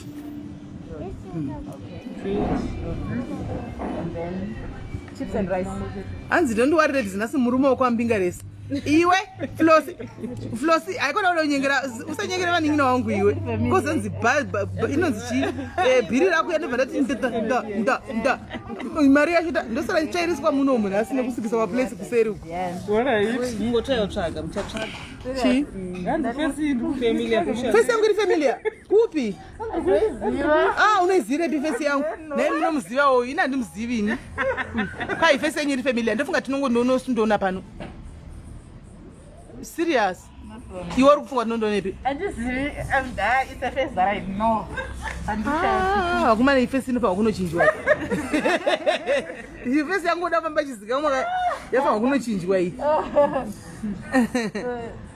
So much much in the rice. Okay. Slaughter for 2 minutes. Alright. Grilled or kind of fried. Yeah, you fry fried. And baby. nendinayo don't worry part 2 Alright. my drinks ndipewo bubblegum milkshake Bubblegum milkshake, okay. The same. Bubblegum milkshake also. coke Coke. juice cranberry It's not cranberry. Red grape. iye mazvibhadhara mazvimumba muchabhadhara panapa itai zvamuri kuita izvozvo muchabhadhara muchabhadhara Orange. Fruit cocktail. Fruit cocktail, okay. Drink, cold drink. Coke. 2 cokes, 2 bubblegum milkshake. This is bunch of butter. It's an orange. Okay. muchabhadhara mazvimumba farisai ndikuona mucompensation munongoenda kufana kuti ndabatwa mbira dzakondo panapa timinai mari yacho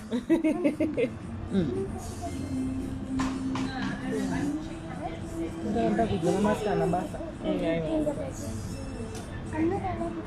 kwaitanzwa nemusana kuti day kuti day shalon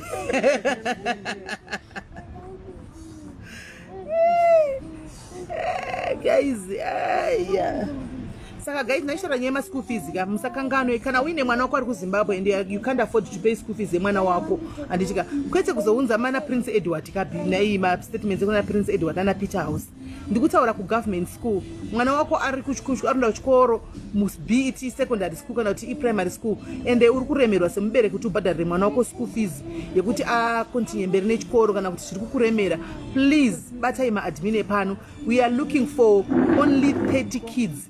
So far, I think we have 15 kids. So tukuda 15 kids. Andimona. Tine 15 tuda 50. We want 15 kids. Because I'm so unza kama tukwanzi kune bhiri tu mwana wangu arudza ku China. Kana mwana wangu arudza ku Turkey. Kana kutadza ku Poland. Ndatadza kuremba school fees. Ewa iba baba avasi kutorwa, avasi kuconsidwa. Tikutaura vari ku Zimbabwe. Anditika because atakupa mamwe ma application ema university ari kunze kwenyika. Anyway, zvakaoma. Ndiri kureva vanhu vari kuZimbabwe, vana vari kuZimbabwe ku primary kana ku secondary. Ndo vandiri kureva. Anditika kana uchiziva kuti you are struggling to bhadhara.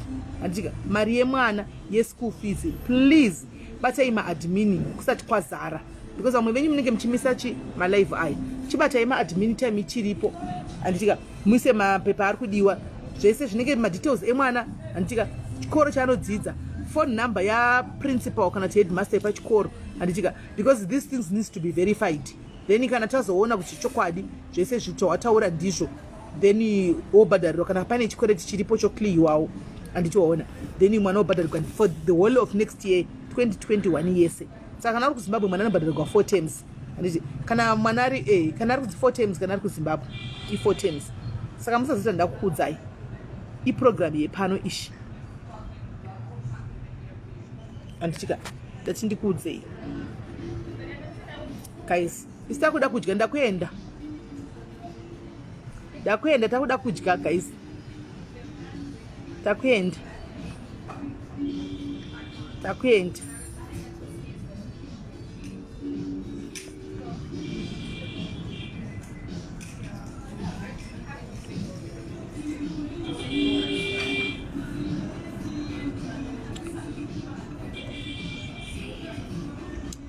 bye bye guys. Moswera zvakanaka musakangane kuti pai covid yauya zvakaipa. 31 be safe guys if possible. Garai mumba mufarire nyu mudzimba dzenyu if possible. Anza aiwa medu saenda imi sisi mashi ndakuenda ini if possible garai mudzimba dzenyu guys, musaenda kunomixa and mingle and have fun. Corona iri kuraya vanhu.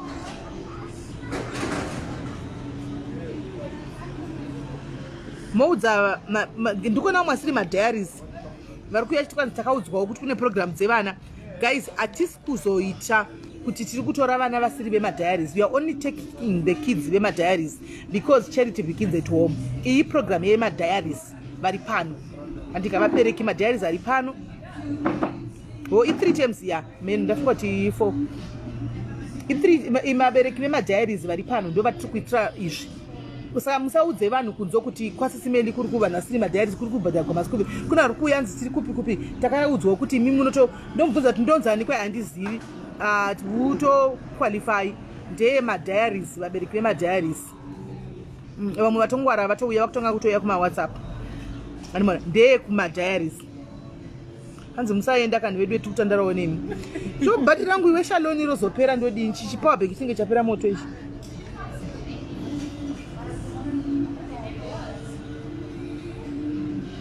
So when I wasted my money kuwaramba kupiwa makumba kwenye fish kuchema kuridza miri kuti adiende spaya vangu vachitwa uzoisa makumbo avo mune zvimwe zvimafishi zvinenge zvichamene hanzi zvinobvisa masauzi pasi pe awaramba kuridza miri.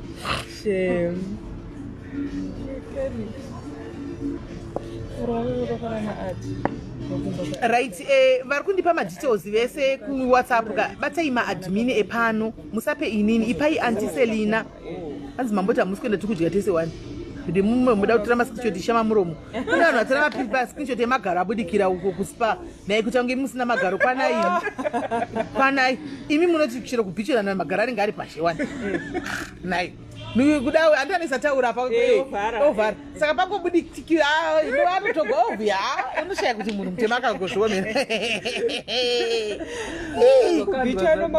nai havataure kubhicha anotaura kunoku. Teresa uri kupi ndikutumire kekeroro hamene kuti tinosvika riri raitere amona. Saka itai kuti please musazonoudza vanhu vekunze uko kuti ndeye kwaSis Melly ava vasi madiary. Iyi program tamboitira imimi madiaries vabereki vari pano first. Taitira imimi vabereki vari pano first. Imimi ndo vataitira mumakuenda kunoparidzawo vanhu. Ndinomubvunza kuti page yedu rinonzana nditokuinterviewa kwai handizivi ndakaudzwawo program ndeyedu madiaries imakunopa vamwe hatisi kuitira izvozvo. Manje uri kure Teresa rinosvika rakanganisika.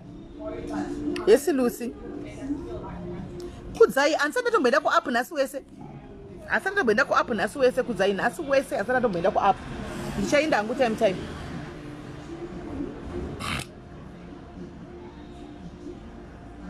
hanzi famous fish and chips tumire kuno ku UK ya iwe pems pane kuti iwe ubhadhare bhiri uda titumire shwa fish iwe neuyu ku UK munhu ari kusno wakao munhu ari kusno isisi tichikutumira pana kuti iwe uchiti chidya izvo zvamuri kudai papa ndikubhadhara ikoko izvozvi so muri pashopi inonzi kudii ndipei maccount details ndise mari izvozvi ndiwaye mari ukuda kuti ndikutumire pems iwe afesha mning'ina.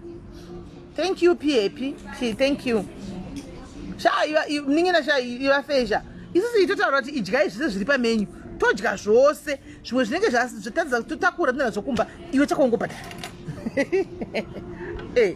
so munhu abva kushifti so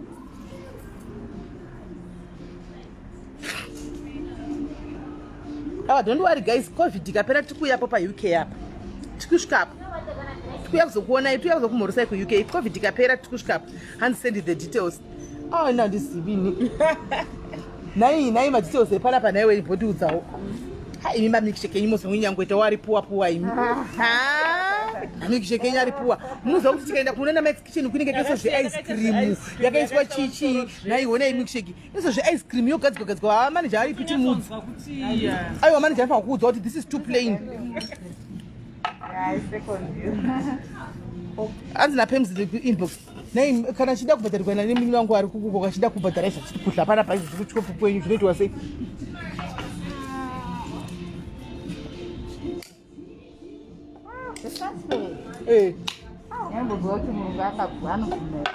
naye mungatobvuma nditoda kubhadharikwa tiri kuzvidzira tinobhadharikwa ichedu kudla chete muningi nodo bhadhara saka zvakaipei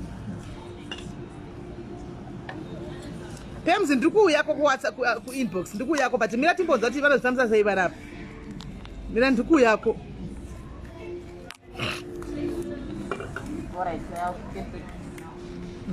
muzi ave pano tichirwisa nenyaya yemilkshake dzake idzi hadzina kurongeka nai hadzina kurongeka milkshake idzi guys onai milkshake haina kurongeka iyi haina kana iyo jisi yauri kupuwa iyi handimava kuisawo zvima ice blocks chichii ngavatitire masirius tokugona ngozviramwa nga tisina bhadhara tikatobuda tikaenda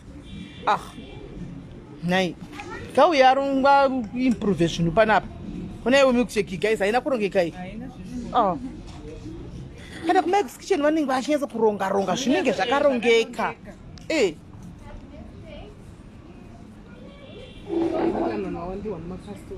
vawandiwa nemakastoma api pangozara maindian varungu panapa andi vanoda izvozvo zvemumvura nesuwo vanhu vatema tinokara zvinhu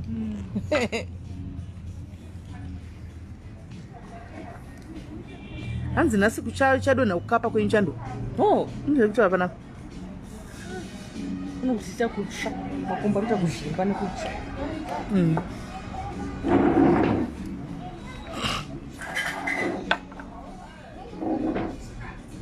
pane kamaneja kachona katotiginwa ngakauye pano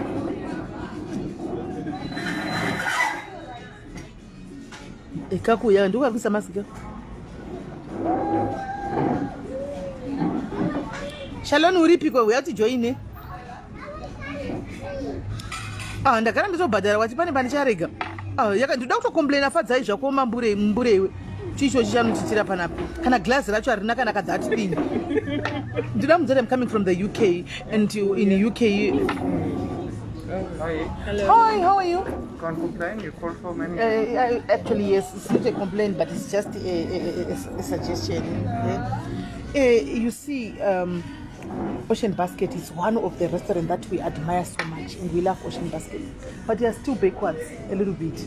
Look at even the glasses that we are still serving with, and the milkshake is still plain. You go to anyway. I'm not comparing with any other restaurant. The decadent milkshakes are much more exorbitant.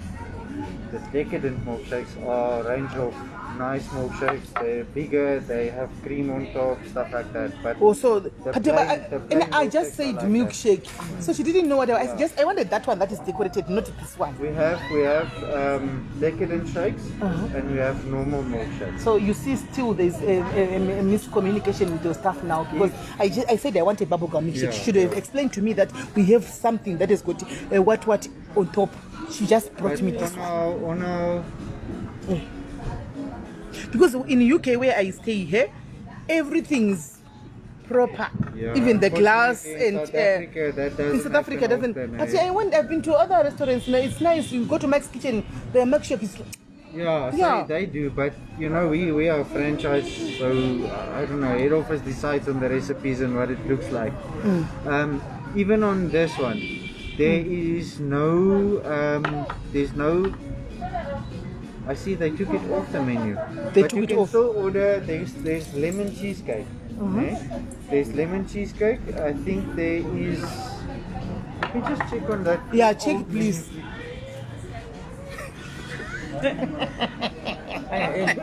menu.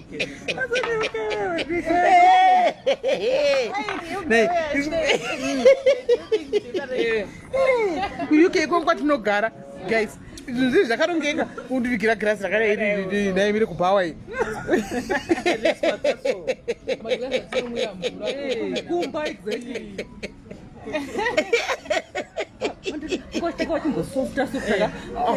ngagadzirise vakusarira kumasure apa vanokunzwa zvishuwa togona ngo chimwe yemahara muzotenga rechitu titatosikawa jekpo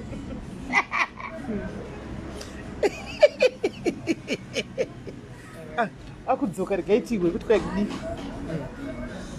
There's only two left on the decadent menu, which is the chocolate and lemon cheesecake. But if you order the lemon cheesecake, you won't make a mistake. That is a very, very nice milkshake. Okay. So now already, because she has brought me this one, and I wanted that one you are talking about, what am I going to do?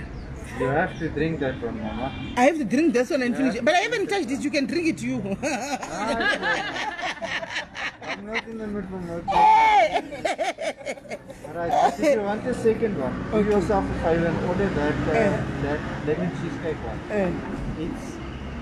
It's very filling because it's big. Alright. But it's nice. Alright. Right. Okay. So I'll repeat here. And your name is? Shine. Shane. Yes. Oh, pleased to meet you, Shane. My name is Justina. I stay in UK. Oh, Yes, okay. yes. I'm just here for holidays. And while COVID is up in the air, eh? Yeah. Because now I don't know if travel is... No. Remember, they are testing us at the airport. Is it? Yeah, Okay, so they are testing us. So I'm very much negative. Don't worry.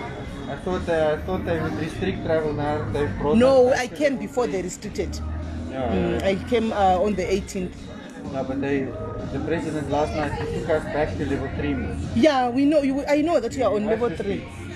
It's a bunch of nonsense, right? Yeah, it is. It's to make us, to force us to take that. But that isn't your health much more important? Isn't your health much more important Your health than? is important, but that vaccine is not about health. Okay. This thing is not as deadly as malaria.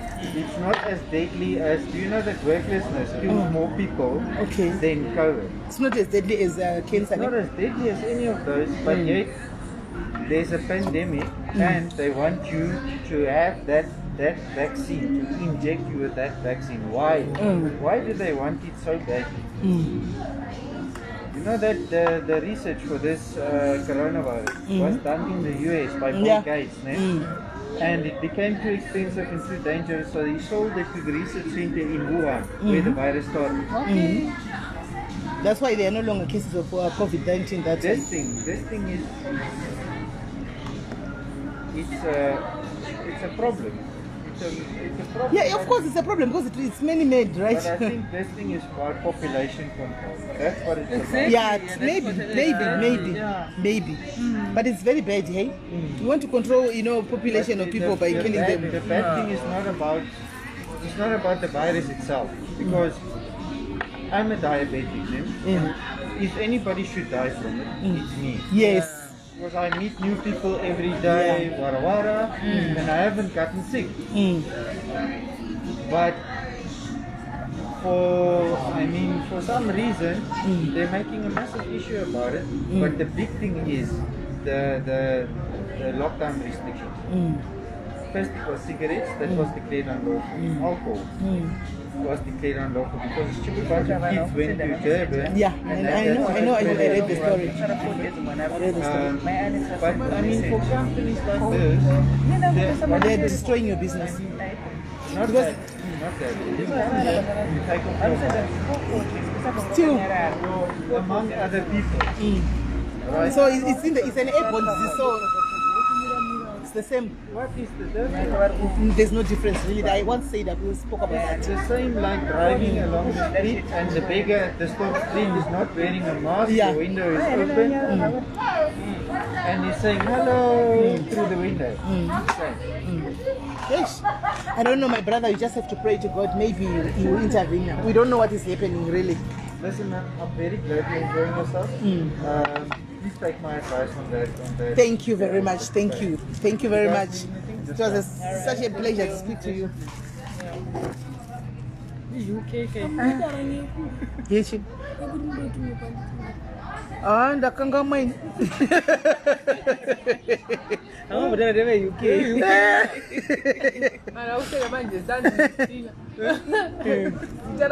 China wana kutaura nhasanga ari lonely zuva rose ranhasi.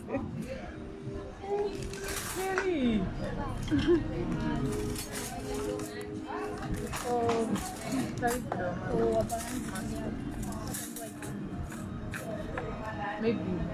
Not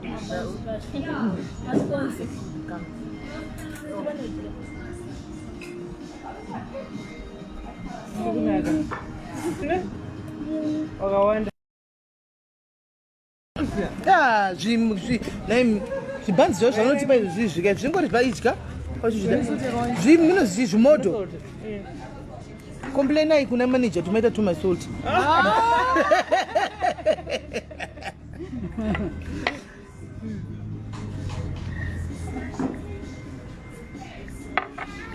manager azoti atatotaura nyaya dzecorona kwai hakuna corona kwai yakagadzirwa iri kuda kudestroy kuti reduce the population and they are not being fair on other like my restaurants and whatnot. Sure, because like festive season, you know, you cannot take a 9. That means more than 8. If you want to eat in Chikiremo pan. Oh. We're not sharing platters. It's also sharing. Share. Can I share with Grafty Momo to sharing platter is fine. All right. Yeah. As that means cheap. If you go cheap way Linda Brooks, if you go those who go Africa is something in sure. Those who go Africa is Not cheap. But Mira, many years marry. And what is really cheap? Mira, to Mira. Issue are con. I must eaters.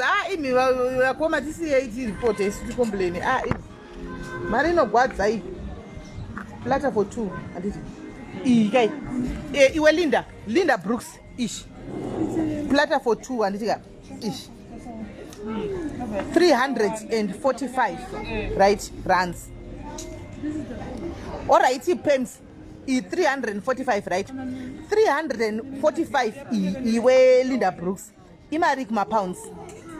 Kuma pounds iwe unodya menu yakata sei ngatangire papo. Imari kuma pounds 350 rands. Imari kuma pounds.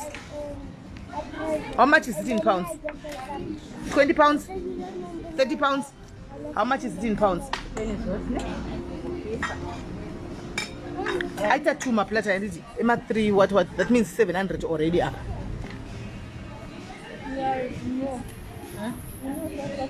And more.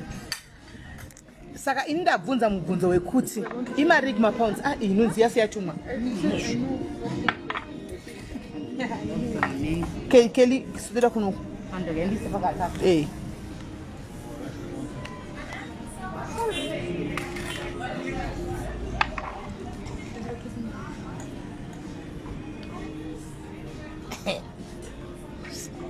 Mas because of chi. Chachaga meni chachaga kushama kudeva zvati kutu zvesimo. Achina farika. Upendi ukazifresh. Kuseka kuvava. Yakuvava. Chakaita ichi. Asimuzi yatumwa iri. Yes. Apa imambo dino? Chukira machi. Na apa ina ndidi ndinozviziva. Ndipodi kana kuona nunzi padhuze nini. Andipodi kana kuona nunzi padhuze nini. Chero mupacha kana nunzi ndio nishaza mfano. A hand is expensive a bit in pounds. Anti maona. Okay.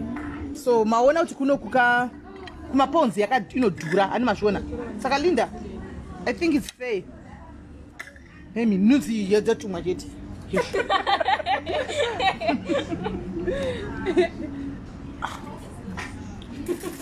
Yasa mchiji. Mai ndo chidya azishida singadi. Ndipo kumatoto manya kunotora dhumu zviro zveplate. Kelly where's the plate? Ipe Kelly plate again.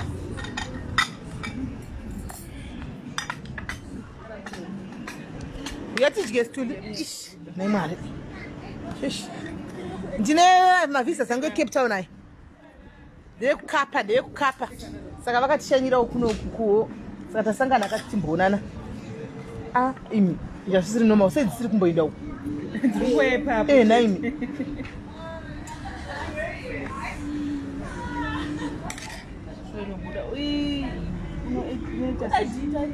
Alright, ndokawaisa.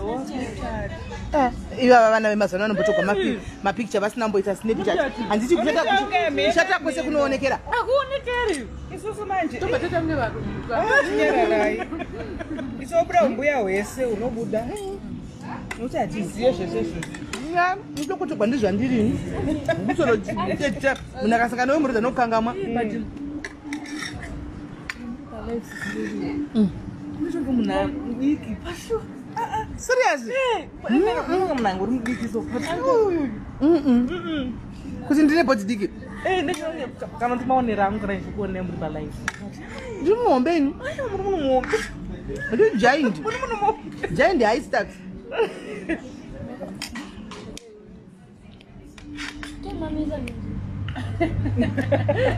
ndeuya anjaimamisa kunzi aiyanetsa una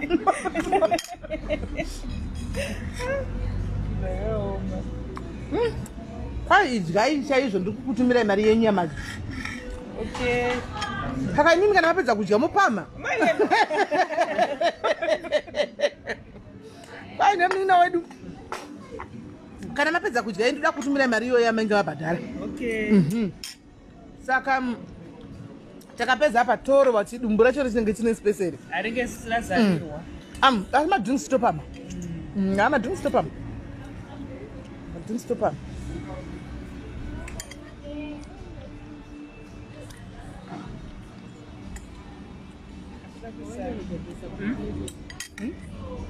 iwe ndanogadzirisa plate kozi ndavhurawo inachida kusayabva yatura yese ndiyandokupa imwe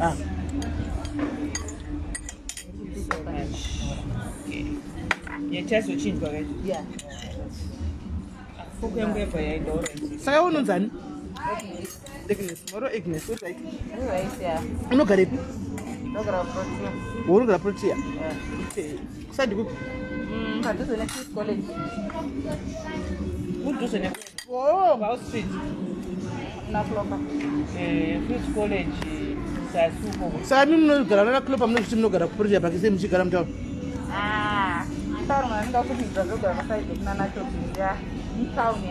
gara mutauni imimi amugari protea protea inotangira panonzi pachi pagaraji is it engine garage sasa garage kudai yo protea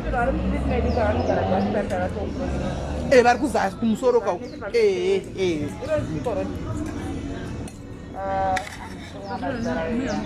manje transport inokubaya kapano une mota allright discriminabout natavo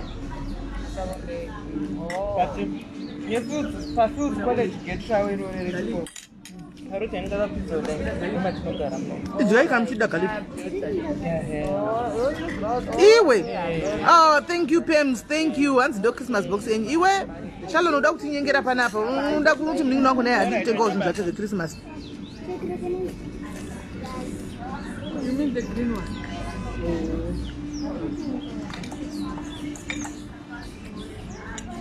Ine hangu zvimuka izvi handizvifariri zvipi ene zvakawanda aiwa izvi zvimuka izvi mukona zvimuka izvi ka mukona chimuka ichi chimuka ichi mukuzviona gaizo ichi chimuka ichi ichindolhanchisiyamo ichi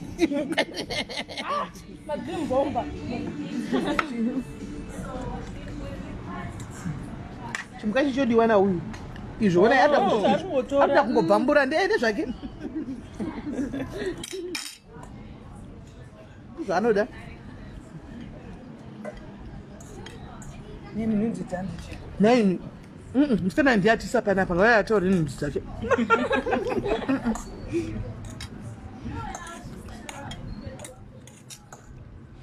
amwita makugara vasimbodai vapedza kudya ifishika idzodedza ngedei tagara mukati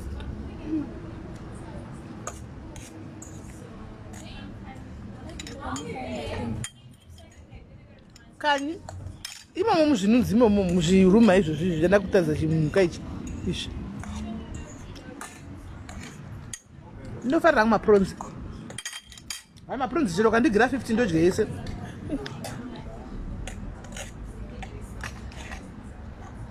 hana isisi tina tovanga kuzivana andi muzimba here vakomu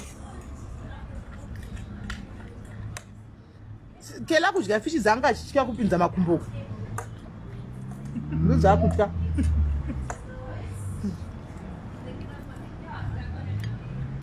nhunzi idzi danai manager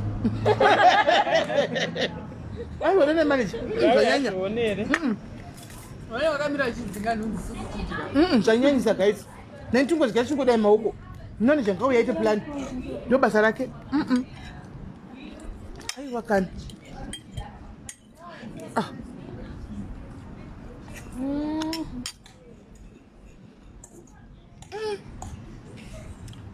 kasi muda kuti kutarisira tiri kudya here ukeli tora chimuka chako ichi no eat of all of them mwanangu all of them ne All of them, eat them. Naimi, kama uivese kindru racho na hapa. Manager gadzoki. Haiwa kana nini? Anenge ndiya wene ndo panko ya ndo pataka nini. Tida kudyawo. Ngaza mudye mega.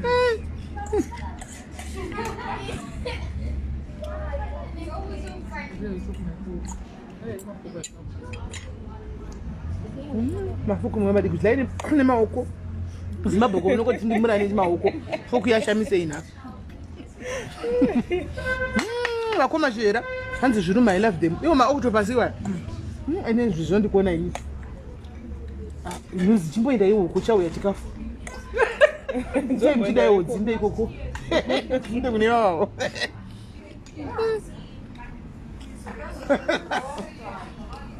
Hayo, temchidzi. Kasandira pasisira. Iyo iri kusaidi kwako iyo Munzwe. Akukoni sure. Ava vepa nechidzo chikafu chavo chauya. Kuda dzingaendawo ikoko. Haiwa sasa tinyanyira panapa. Masikana imurira munoshoti muri right mabrugo yenyu.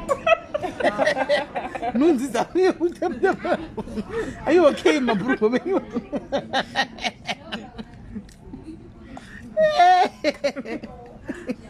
Kuzi nunzizika izanyanya. Danyanya. Pamutungu taro nunzi pamubana zvazawawo kuwasikana. Achadi kubaba vanhu.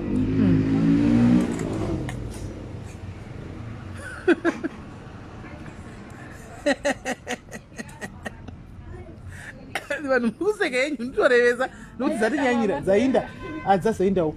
Beta. Utaenda? Vakudzingawo nemaoko ona you guys. Say can you dai musoro wako? Vakudzingawo nemaoko. Dzanetsa nhunzi.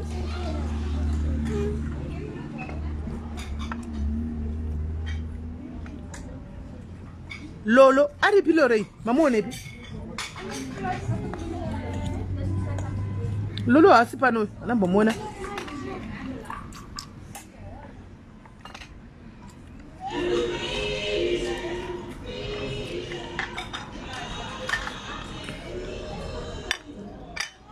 Lolo anambomuona ini asiku anao ndambomuona ini Lolo nasi. Anaenda kubasa ile. That one that's Manager ngawe pana isa raisi shumo.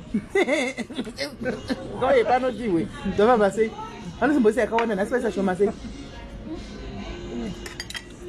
and then there's no octopus. Maskala juri mtati daro.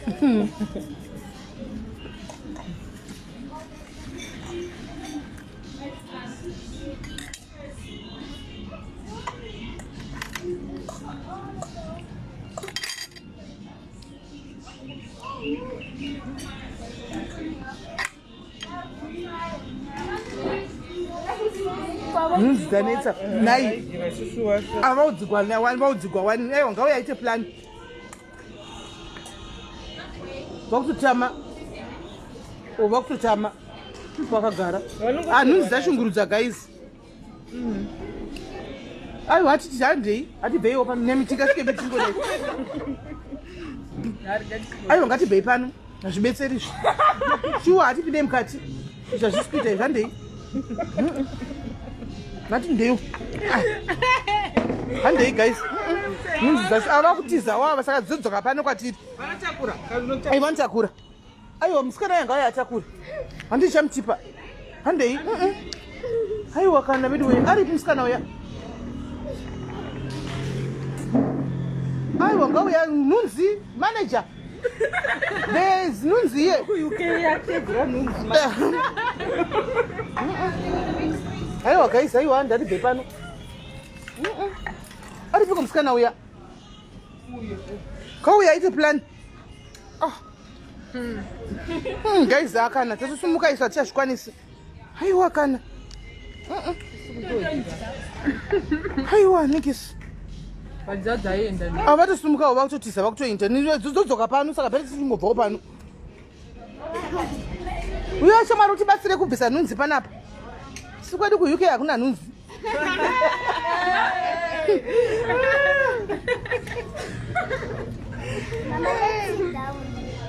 Mama, let's sit down. Mama, let's sit down. Ati sit down pane nunzi dzakawanda kudai. It's thank you. Yeah, atouya. Aiwa, kan.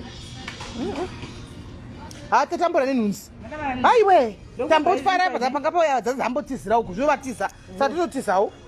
Aiwa kan. All right. Itai. Tora ningikiri maglass angu neningikira. Nemki. Tumile mkatu.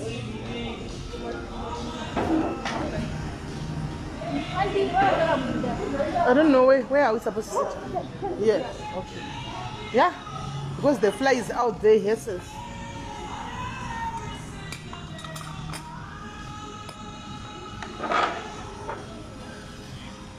Really nice.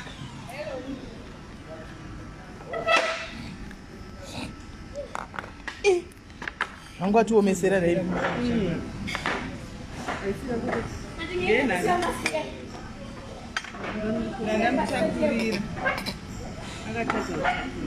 Taiswa pamwe guys.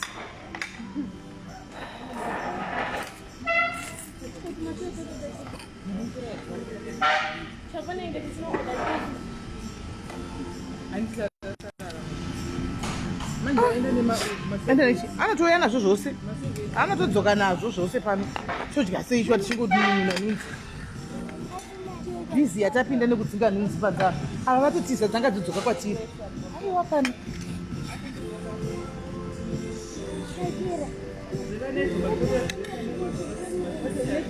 Chi? Ava vasikana. Wada kutorwa nemaoko neti.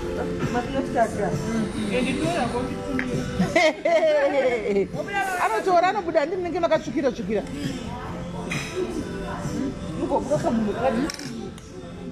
Vanozi zvinoita vanozi edita kudaro.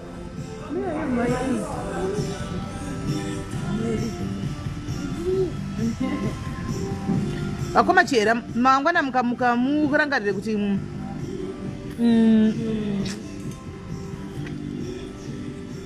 mava nenguva musina mboya gokwe. Manzwa. Oh, some side plates to put this.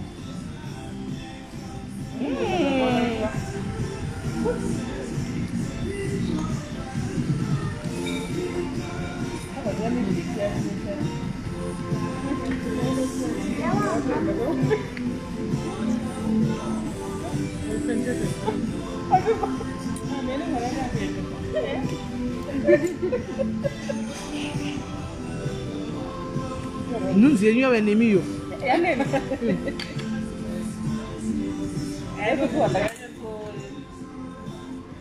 How are you? When are you? Fine. Long time. Long time, ne? Yeah. But I'm always coming here. I don't see you anymore. Yes, maybe be off. Or maybe you'll be off, yes.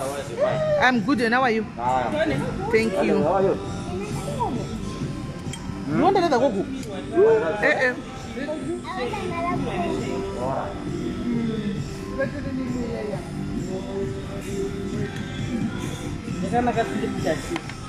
Mune download aka.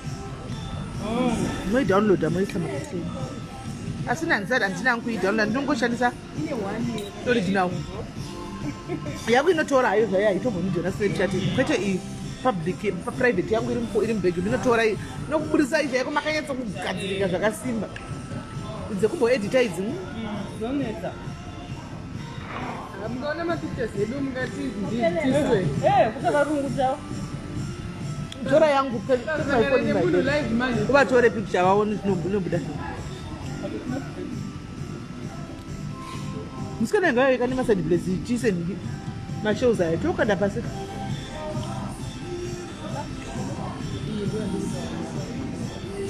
Mama, say cheese. Oh, cheese ye, see.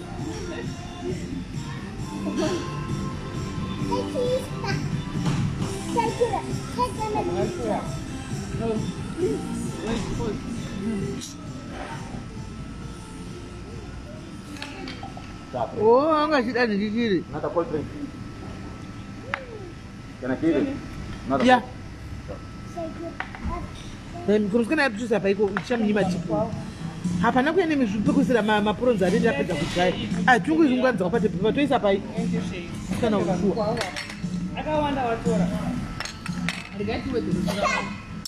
angobuda akawanda kwaitone zvamuri kudya naros takutopedza isu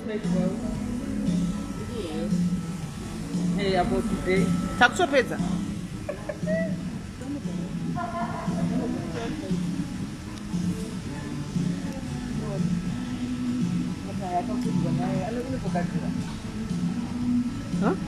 Anji? Ipi? aiwa yeye watora lede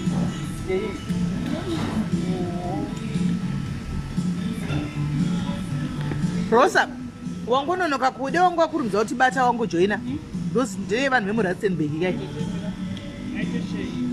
lanchi wangononoka kuuya chete dei wakurumidza kuuya da uchitambira pana umbota Rosa imbotambira padiaries uone kuti unoitirwa zvakanaka sei izvozvi tiri kuda vanhu vane vana vari kuZimbabwe vari kushadza kubhadhara maschool fees vane vana vari kuZimbabwe tiri kubhadhara maschool fees evana 30 ndiona saka ukatambira padiaries apa unotonyatsa kuona kuti ya unokavhika gap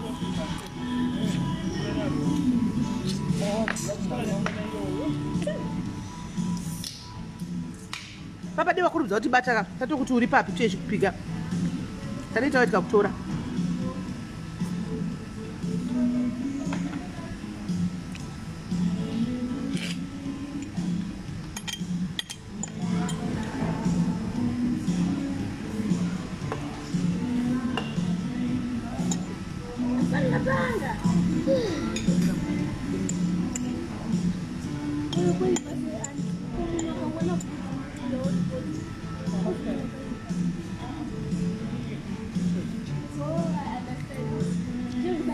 ukazongoona chinhu zvakadai sonongofunga pamwe kuda ndechebete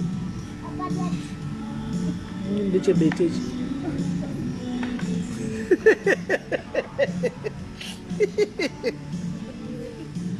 asi mapuronzi ayangovawo mapete makuru chete mapete mahombe chete mapete mabhaki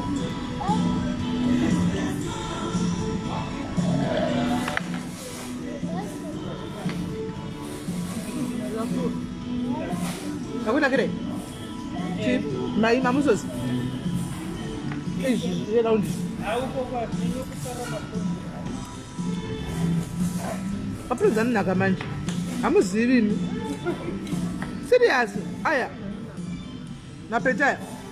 mapete mao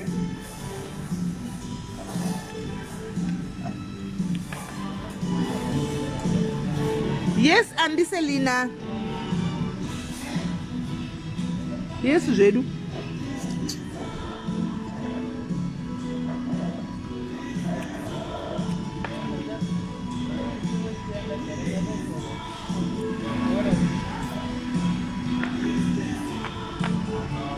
Who is my drink?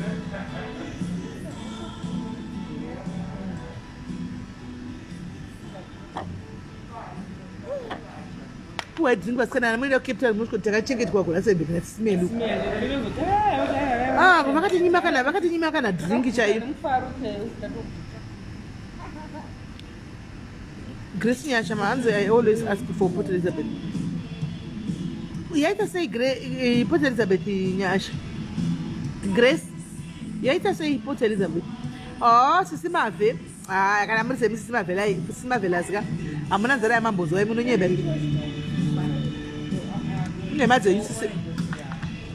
Okay. Bakutopama guys. Shamari inini utoda hello. Chingotela ma order kawani kasha. Sasa jama up and down. Aba baguta ile fani. Baguta. Oh, batuta juice. Indi kutoda coke.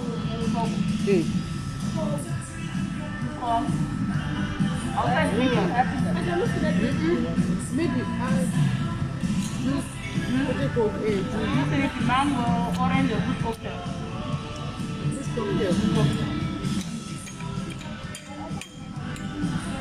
mapusira ndinofungira kuti akuno kutogona kutomwa 4 madrinks.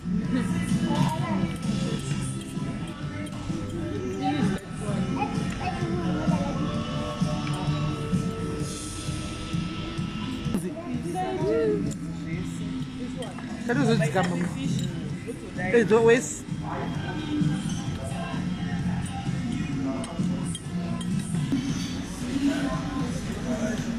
you mukadzero yadapinda pakwa. Itai. Mukadzero.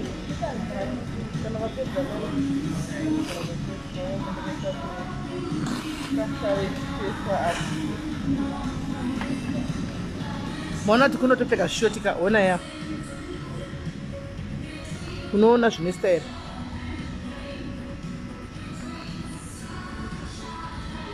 Wakadofuta kundidarika.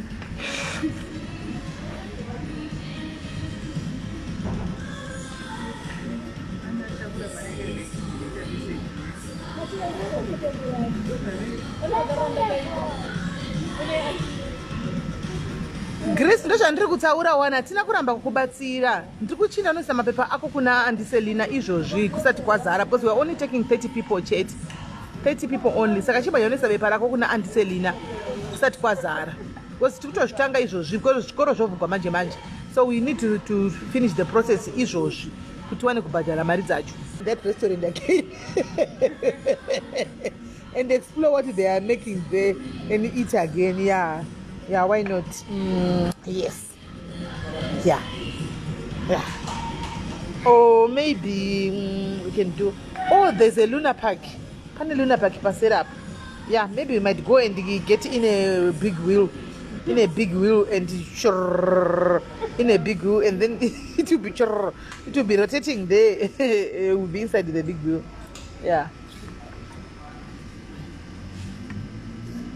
Can you Luna Park pass it up? Pan up. So we can just go there to put them to motor and then yeah. We enjoy those 30 what do you call it? That's Luna Park.